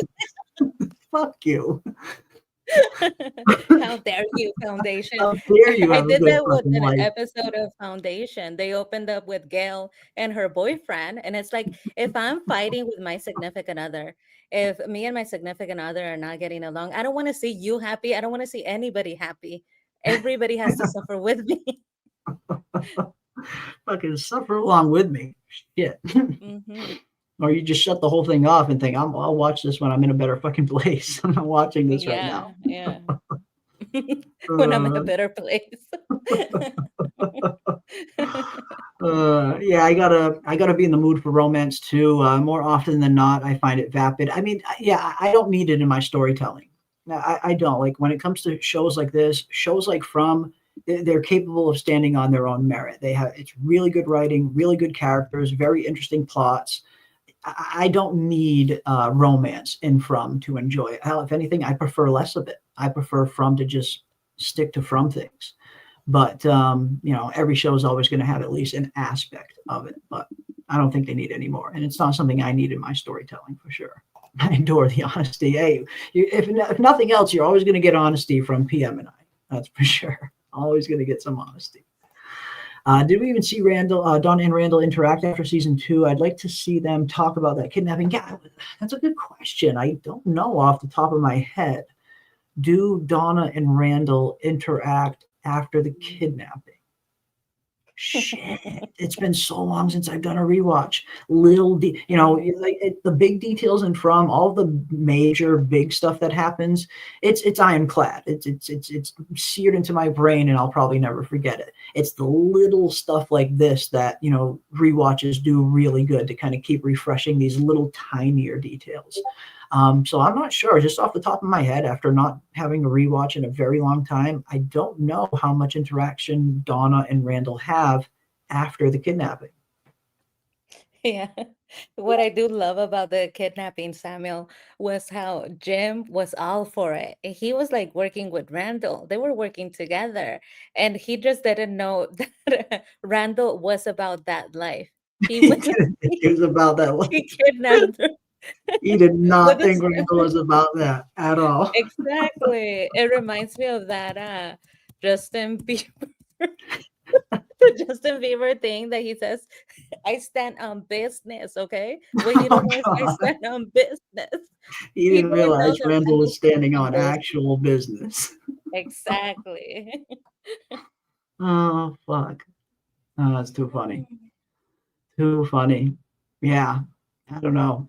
Yeah, I think he was just hanging out at the hospital. Yeah, he seemed to be relegated to the hospital for the most of season 3. The only time he kind of ventured from there was when he was interacting with Julie, if I remember, like the scenes him and Julie had later on in the season. So I'm not sure how much interaction Randall and Donna have had since the kidnapping. So that's a good question. Yeah, Good I like it. question. I remember it. He says it's not clocking to you. What's not clocking to you is that I stand on business. That is such a Randall thing. Also, Yeah. So one fucking of my Randall. favorite, like unintentionally funny scenes, the monster, they hurt him, right?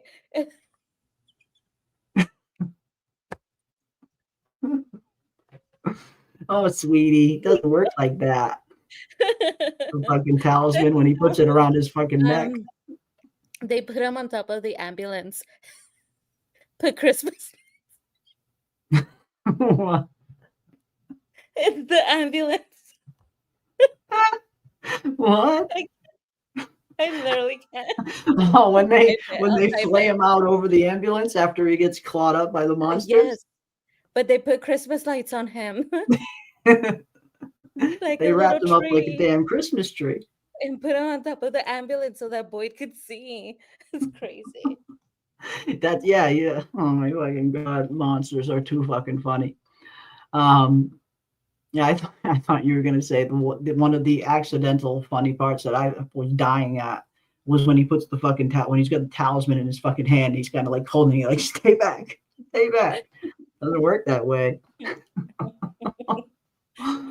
Yeah, I know we're clowning tonight. Maybe it's just because it's my birthday night and we're a little more silly than usual because of the birthday. But yeah, we're having some fun, I guess. Total trolling, complete trolling. Yeah, the monsters troll the fuck out of them so fucking bad. It's like the lights were not necessary. You know what I mean? The lights were not Like, necessary. They turned those fucking ambulance lights on like it was Christmas fucking morning, and they said, "Come on, come get your boy." It's fucked up. And speaking of trolling, which is why I still to this day think it was trolling and it wasn't just some random alarm, when we hear "Wake Up Little Susie" start playing on Megan's phone. So Kenny and fucking Ellis hear it and will find her in the woods, rebarb to the fucking tree. Still to this day, I think that was the monsters who set that alarm to go off. I don't think that was just her regular alarm that happened to go off right at the right moment when Kenny and Ellis were right there. The monsters set that shit up so she would get found. They troll hard. oh, they do. Yeah. Oh man. Yeah, gotta love it. Gotta love it. Can't wait for fucking season 4 to get here, man. I cannot fucking wait for the fucking season 40. Hell, just the trailer. I can't wait for the trailer to get here. Just a little teaser, a little something. Give us something, MGM. We have been patiently waiting for a very, very long time now. They have certainly done more than enough filming that they could easily cut together a little teaser trailer. And if they are planning on launching, again, season 4 at the beginning of 2026, that's just a few months away. You got to start marketing, and you got to start marketing now. You got to start promoting that show, and you got to get out a teaser trailer so we can dissect every fucking inch of it and keep us busy until season 4 actually gets here. So yeah, we need a teaser. We need a teaser followed by a bigger trailer. Hopefully.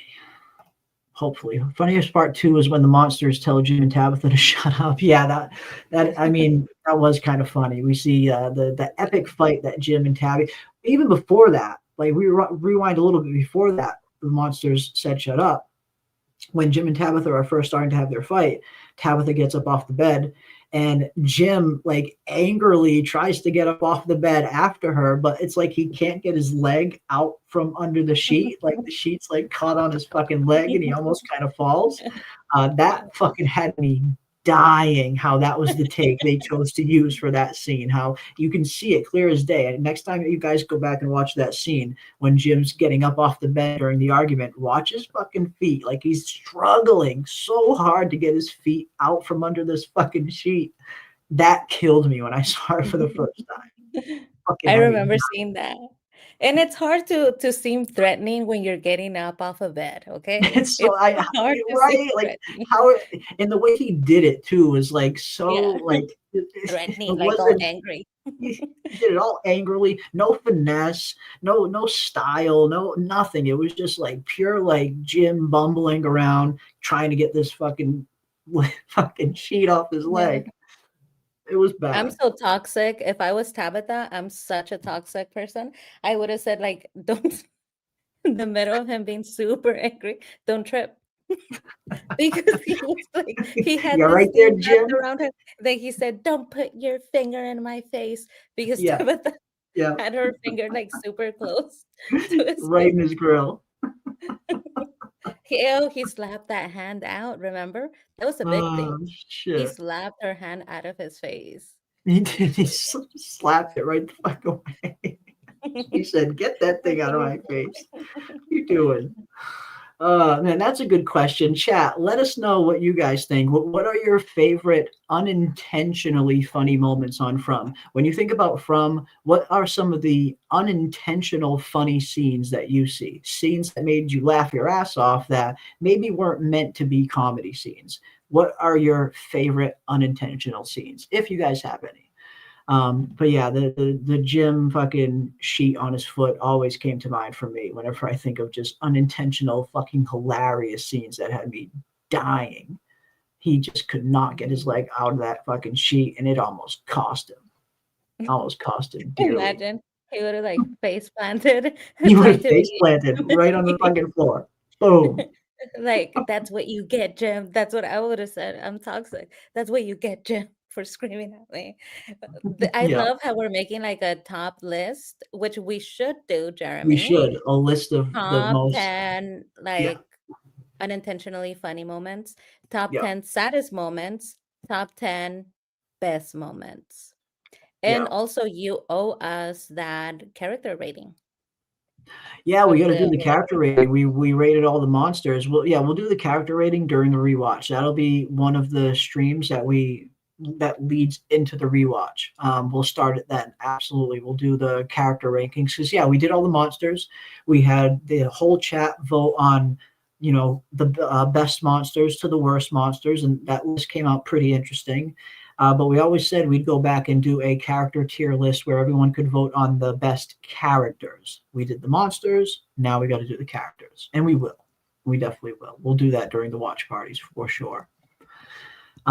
Samuel B brings up the one scene when the new nurse puts a finger gun to her head to troll Boyd was good too. That was a good one.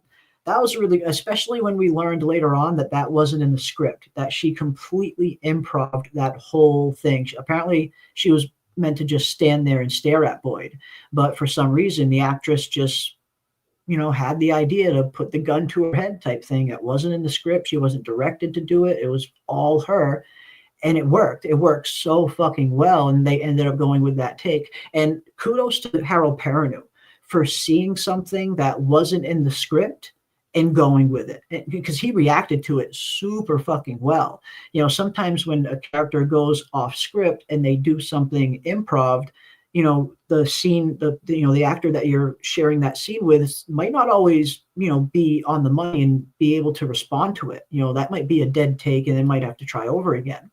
But I got to say, hands down, big kudos to fucking Harold Perrineau for seeing that, knowing it wasn't in the script, but he went with it anyway and had a really good reaction to it. So that was a really good improv scene. One of the better examples of improvisation in film, for sure. For sure. Boyd almost fired at her through the glass in pure rage. Yeah. They're going to start reminding casual fans that the show exists too. Not everyone is just waiting. Exactly. Very good point. I mean, we're the diehards. We love this show. It doesn't matter when it comes on. We'll always be there night one, ready to watch the first episode, no matter how long it takes. But that's not everybody. That's a very good point, Sherry Ann. There's a lot of people out there that are just simple, casual viewers that when From is over, they completely forget about it until they happen to see it again a year or a year and a half later. So yeah, they got to start building up that momentum. They really got to get out a teaser sooner rather than later, for sure. When he was the Cromanoncle had me dying in the first season. Oh God, him pretending to be the Cromanoncle. Yeah, I remember that one. Mm-hmm. Jim should have gone outside for a smoke. Yeah, those are some good ones.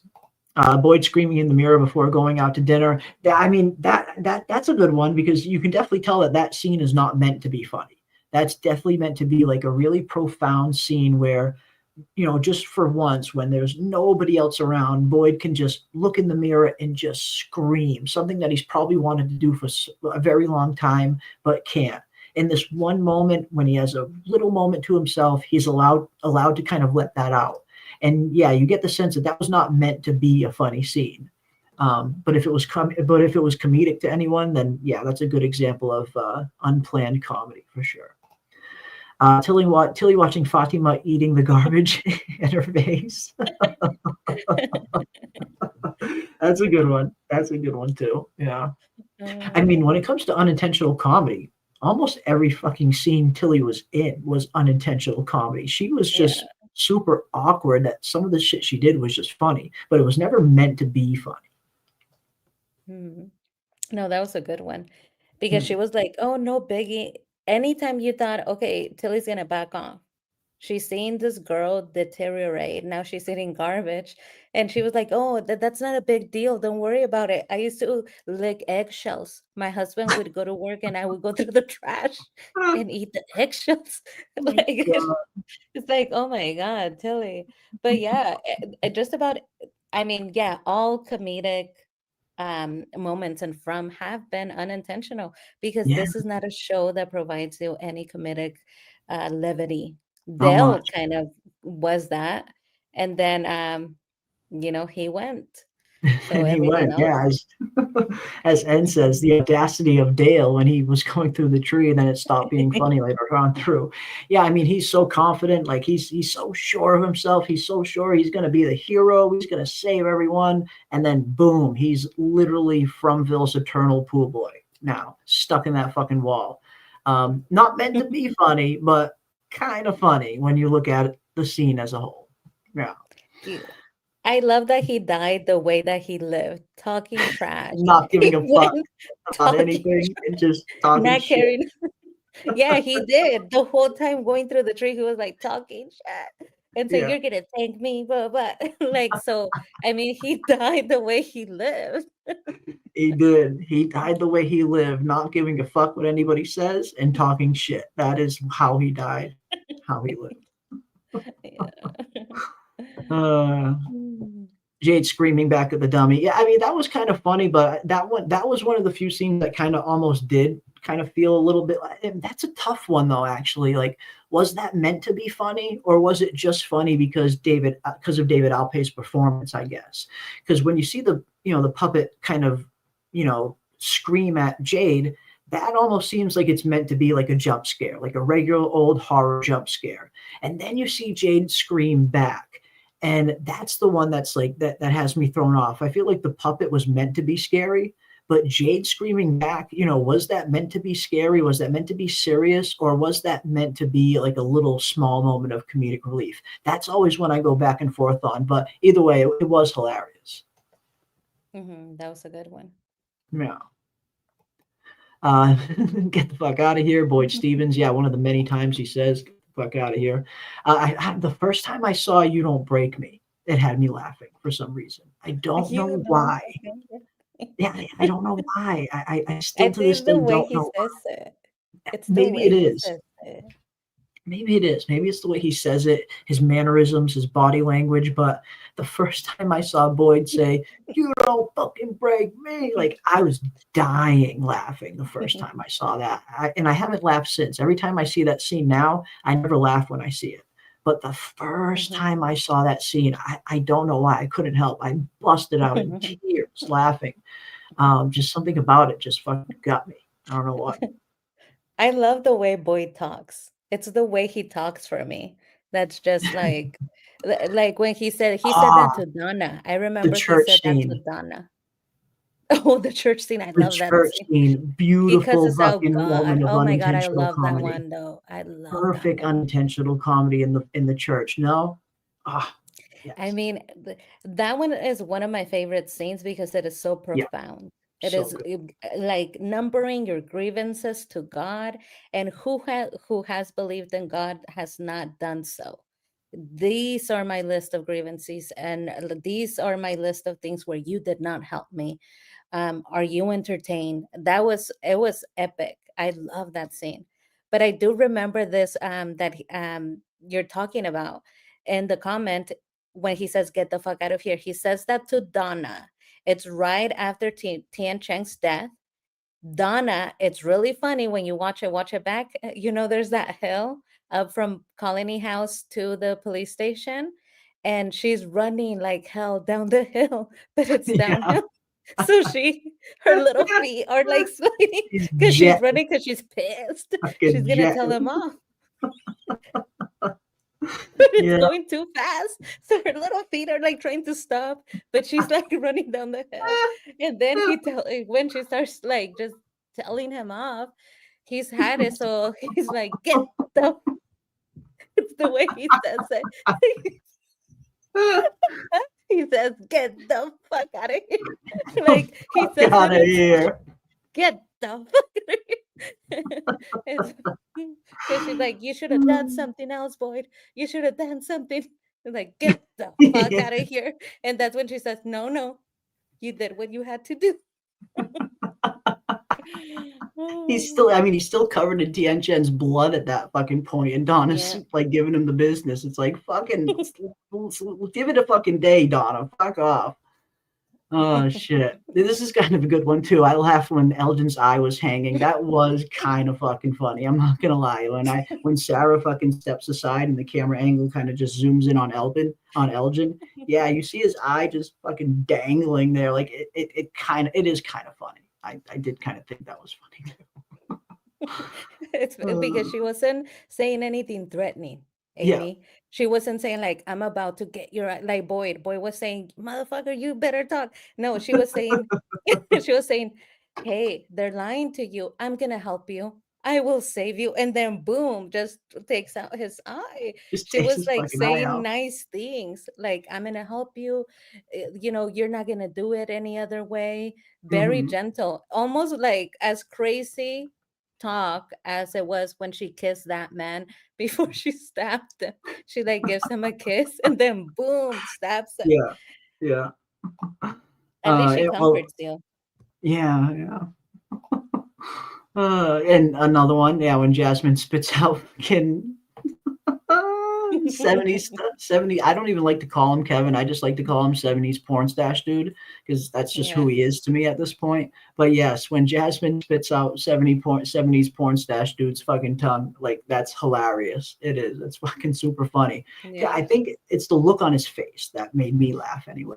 Not only is it kind of funny the way she kind of just like spits the fucking tongue out of her mouth, but then you see the look on his face, and it's just like this biggest, the hugest look of shock and surprise. It didn't even look like a look of pain.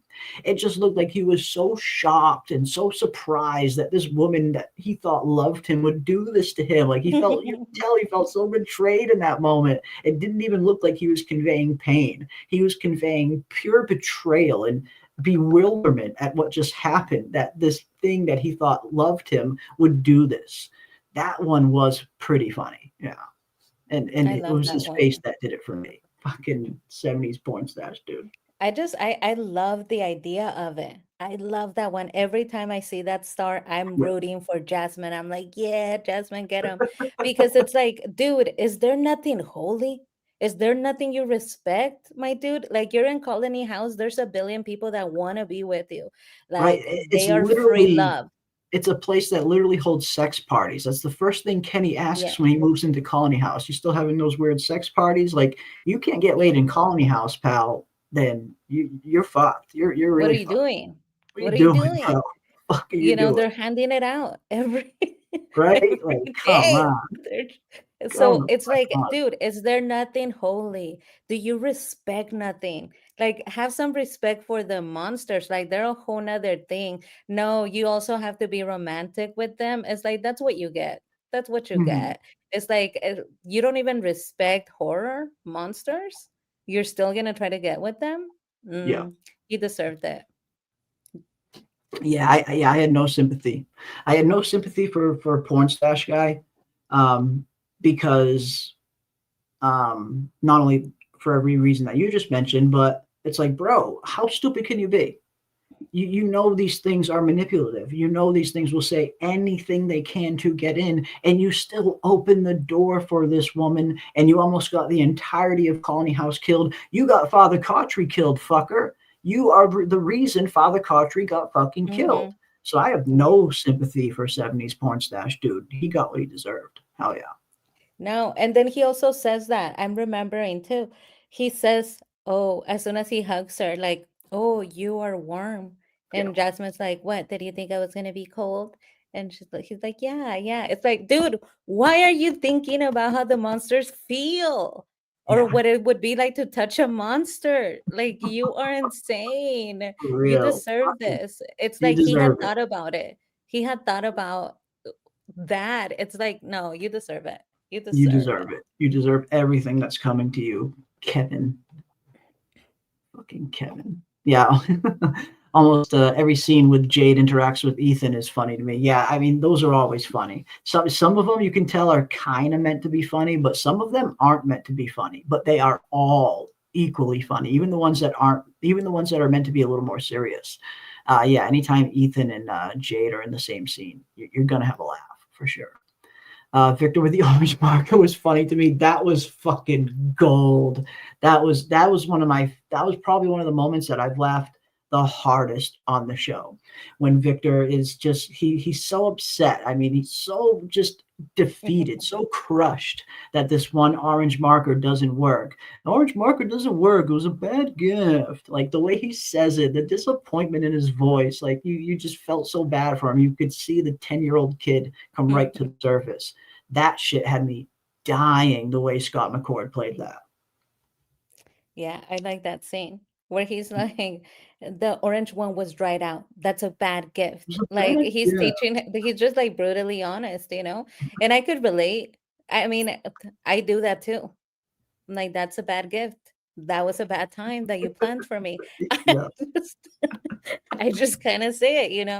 But I did see somebody else in the chat said about Scott McCord when he's talking, anytime he's talking to Sarah, because he's so honest. He's like, Yeah. "Hey, yeah, I'm Oh here. God, I yeah. had a sister. Like you had a brother, the one you killed. Remember? I didn't Remember? kill mine though. Yeah. I didn't kill mine, Only I didn't kill mine. Yeah. but you Fuck. did. Remember?"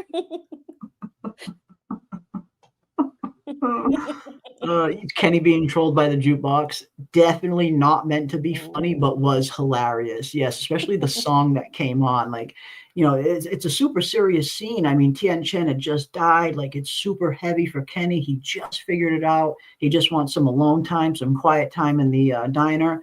And then, boom, that fucking song, of all the songs in the world, that song comes on the jukebox. Everything's going to be all right. Like, totally fucking with Kenny in that moment. That was another one. That was a really good unintentional comedic moment for sure. Yeah, Mm, that was a good one. That was a good yeah, one. that I was thought a it good. was Celebrate. It wasn't Celebrate Good Times. No, it was Everything's Gonna Be All Right. I think it was Everything's Gonna Be All Right. I I think. thought it was Celebrate.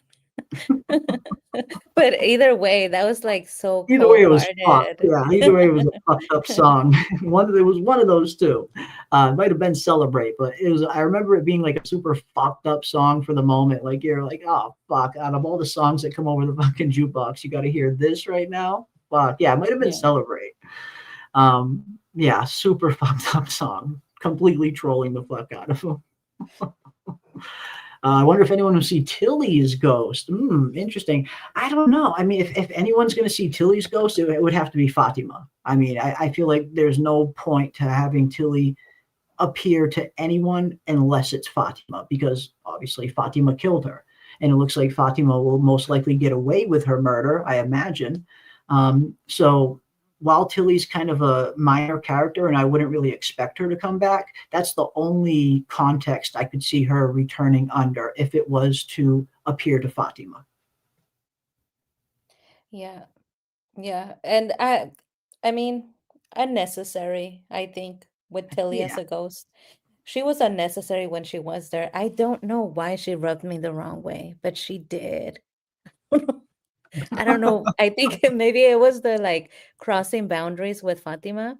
I felt like she was crossing a lot of boundaries when Fatima Yeah. kept telling her, like, please, I'm going through a difficult time. Didn't want to talk about it. And she's like, no, no, I'm coming into your room. I'm sitting on your bed. I'm Coming talking. in, yep. Shit. I feel like, that kind of rubbed me the wrong way. It's like, Mhm. people have boundaries. You're Yeah. new here. I don't feel like entertaining or hosting you in my room. Like, get out. And she just kind of was asking for it. I think it's the boundary crossing with the Yeah. pregnant woman, because I mean, a woman going through pregnancy, even if it was a normal baby, if she doesn't want you around, she doesn't want you around. Like, respect those Mhm. boundaries, Tilly. Yeah. She had it coming. She kind of did. I mean, she did kind of have it coming. Fatima tried numerous times to get her to back off. So, and yeah, I mean, she's had a super difficult time, not only being pregnant, but being pregnant with this supernatural monster baby while eating rotten food and craving human flesh. Yeah, you could say it wasn't the best week for Fatima. And Tilly, she tried to warn Tilly of that, but Tilly just wouldn't listen. But yeah, in terms of seeing her ghost, that's the only context in which I could see them bringing Tilly back, is if it's meant to kind of be some kind of guilt trip for Fatima. Like, she appears to Fatima and Fatima starts feeling guilty. Maybe she wants to start turning herself in and telling the town the truth. Her conscience gets the better of her. Tilly showing up to Fatima could potentially be a way to break Fatima down, break her spirit. That's the only reason I could think of for them to bring her back. But like you said, I mean, she's a minor character, so I'm not expecting it. But if she did come back, it would probably be under those circumstances.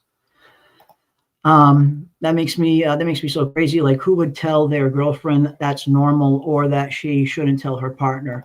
Yeah, I mean, especially telling the partner. I mean, she was. I guess she was trying to help. Like, I totally understand the A for effort there, but she was she was just giving some bad advice, and she just wasn't wanted. And Fatima tried so much to tell her to just like fucking fuck off, leave me alone.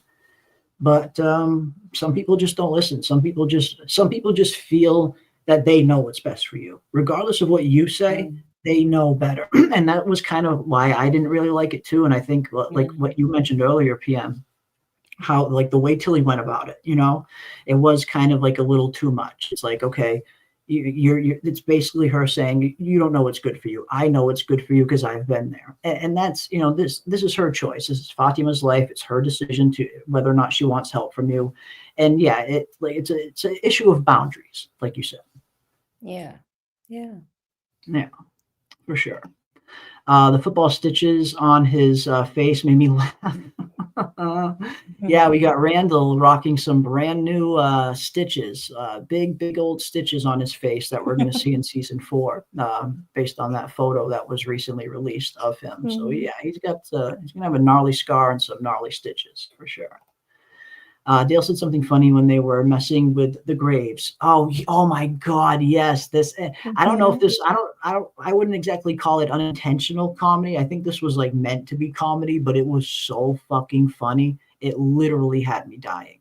And I think I have that scene here somewhere. The ancient tower of holy scary shit. Fucking love that scene. Don't tell me I deleted that scene. Oh my God. Fuck. I might not have it any. Oh, here we go. This is a really bad idea. There's nothing else strong enough to pry that trap open. You really want to start pulling apart the ancient tower of holy scary shit? I'm sure whoever built it won't mind. Oh, Jesus. Fuck. And then he just starts running away. Fucking dips. You really want to start disturbing the ancient tower of holy scary shit? That had me in tears the first time I heard that. Yeah, Dale was one of the few really good sources of comedic levity when it came to From. Like, From didn't have a whole lot of comedic levity, but the little bit that it did have was so well placed, so well timed, and it usually always came from a character like Dale or a Jade. Those kind of characters provided tons of comedic levity. Even Victor sometimes with his awkwardness. But yeah, the ancient tower of holy scary shit. Don't wanna fuck with that. You don't want to fuck with that. For me, it's Frank's speech about wanting to go into the box and down his family and Jade thinking it's all an act and screams, Frank, no, I'll have some. That's a good one. That's right. I forgot about that. Yeah, it's like a super serious fucking moment. Everyone's gathered, for Frank to like have his like final words, and yeah, you just hear Jade just making a mockery of it, like, "Oh my God," or "Frank, no," whatever he says. Yeah, No. that was good. That was a fucking good one. Yeah. Jade That's a good was one. Jade was nothing but comedy in the first 2 episodes. Before he realized what Fromville was, when he was still under the impression that it was just one giant escape room, he was comedy gold. Every fucking scene he was in was super fucking funny.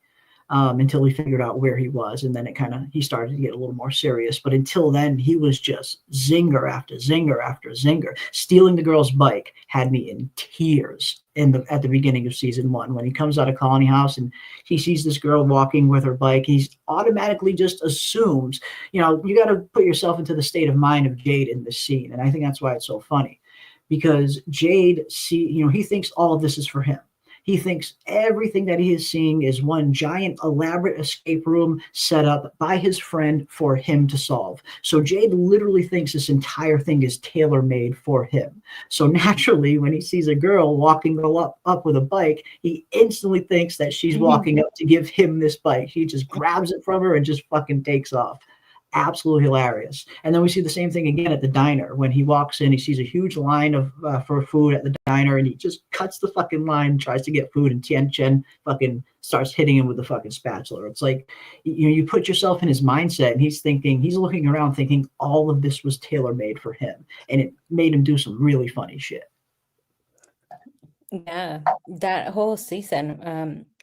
And I mean, he comes in with that attitude. He was the boss of a company, very successful. He sold the company. Everything was about him and for him. So he comes in with that attitude, and then it's so sobering when he actually sees the body of his friend, and he just starts saying like, "This isn't funny anymore. This isn't funny anymore." Mm-hmm. That was interesting to see. Yeah, and that was like one of my first inclinations that this is a really good actor. This is an actor that actually really has range, because he was so arrogant and so kind of comedic driven up until that point.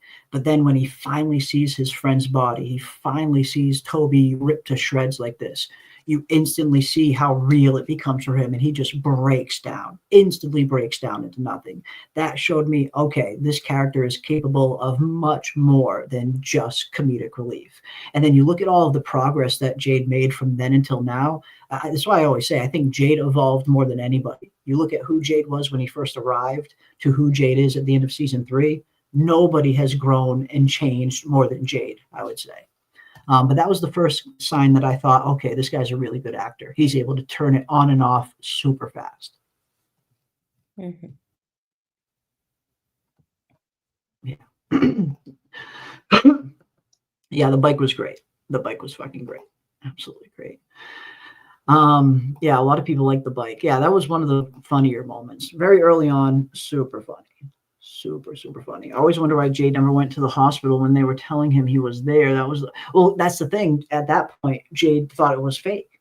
Jade thought all of this was fake. He thought Toby set this whole thing up for him. So for Jade, he's not going to go over to the hospital because he thinks he's in the middle of an escape room. It's not until he actually sees Toby's dead body that he finally realizes this is real. And so I think that's the main reason why he never chose to go to the hospital to even see Toby, because he thought Toby set this whole thing up for him. He probably thought Toby was on the outside of this thing, watching him, seeing if he could solve this thing. Because at one point we even hear him yell like, "Toby!" Like he's yelling out for like Toby, like he's being watched this whole time. So I think that's the only reason why he never went to the hospital. He was assuming this whole thing was fake and it was just one giant escape room. It's actually Toby's body that finally convinces him that it's actually real.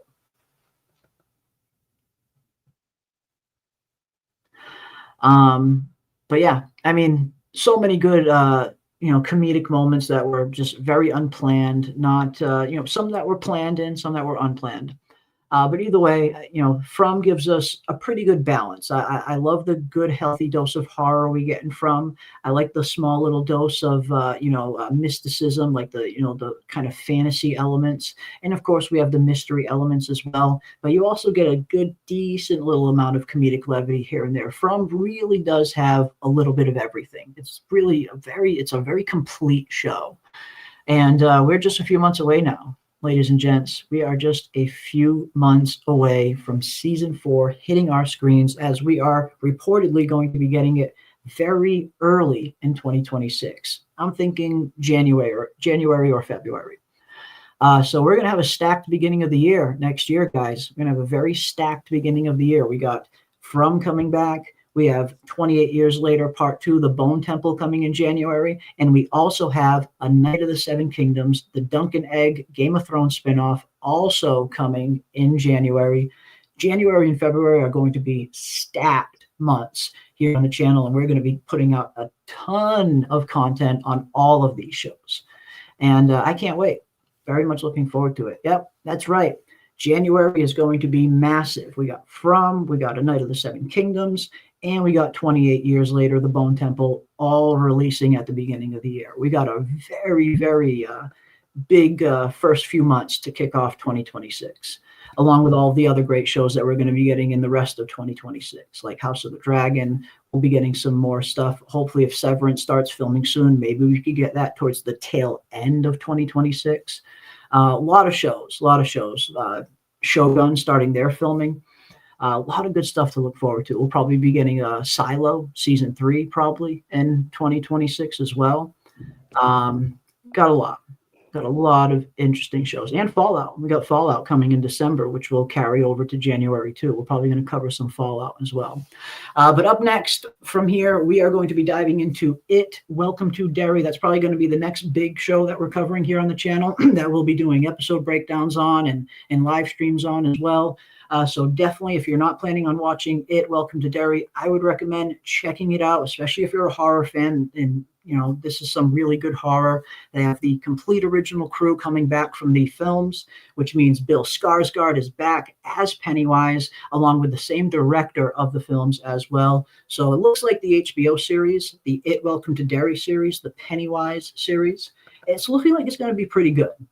From everything that I can see, it's looking like it's a solid show.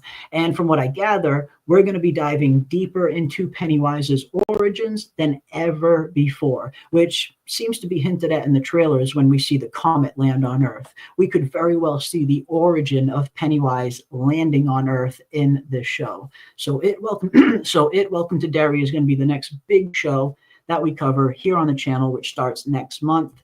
And of course, we'll also be covering the final season of Stranger Things, which starts not long after that as well. And there's a couple smaller shows that I'm thinking about covering in between here and there. The Talamasca starts pretty soon. I've always been a big fan of Anne Rice's novels, and the Talamasca are an interesting part of her novels. They're like the Watchers, guardians over the supernatural world. They're getting their own TV series. So if Talamasca is good, might do some coverage on that as well.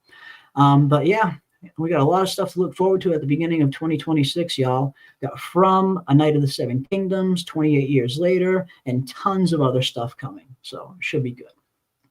It is going to be coming on HBO. It, Welcome to Derry, will be in an HBO show, HBO Max. And yeah, it's looking good. It's looking good. It's looking pretty good. But yeah. That is going to do it for us tonight, ladies and gentlemen. I want to give all of you a big thank you for joining us on this Fromville Hour. I know we haven't had one in a while, so we'll try to probably get back to the schedule of doing Fromville Hours on Sundays. And we will keep this From train going until we eventually get our first teaser trailer, which will hopefully be coming within the next few months, the latest. Again, if they're planning an early 2026 release, which it seems they are, they need to get out a teaser trailer sooner rather than later and start building up that momentum again. So yeah, big thank you to each and every one of you. And again, a huge thank you to all of you who sent happy birthday wishes. I very, very much appreciate that. And a huge thank you to everyone who super chatted tonight, from Downtown Brown, from Downtown 296, Panda Nikki, just Justin White, Panda Nikki again, and Robert Saunders. Thank all of you so much for the support. Can't thank you all enough. And we will see each and every one of you next Sunday for our next Fromville Hour show, where we will dive a little bit deeper into some season 4 fan theories, in particular, the ones that have been in the Discord that we've been meaning to get to for a while now. We'll be diving deeper into those for next week, unless interesting information or interesting news about From between now and next Sunday, then obviously we will cover that as well. But until then, stay safe, ladies and gentlemen, and we will see each and every one of you on the next one.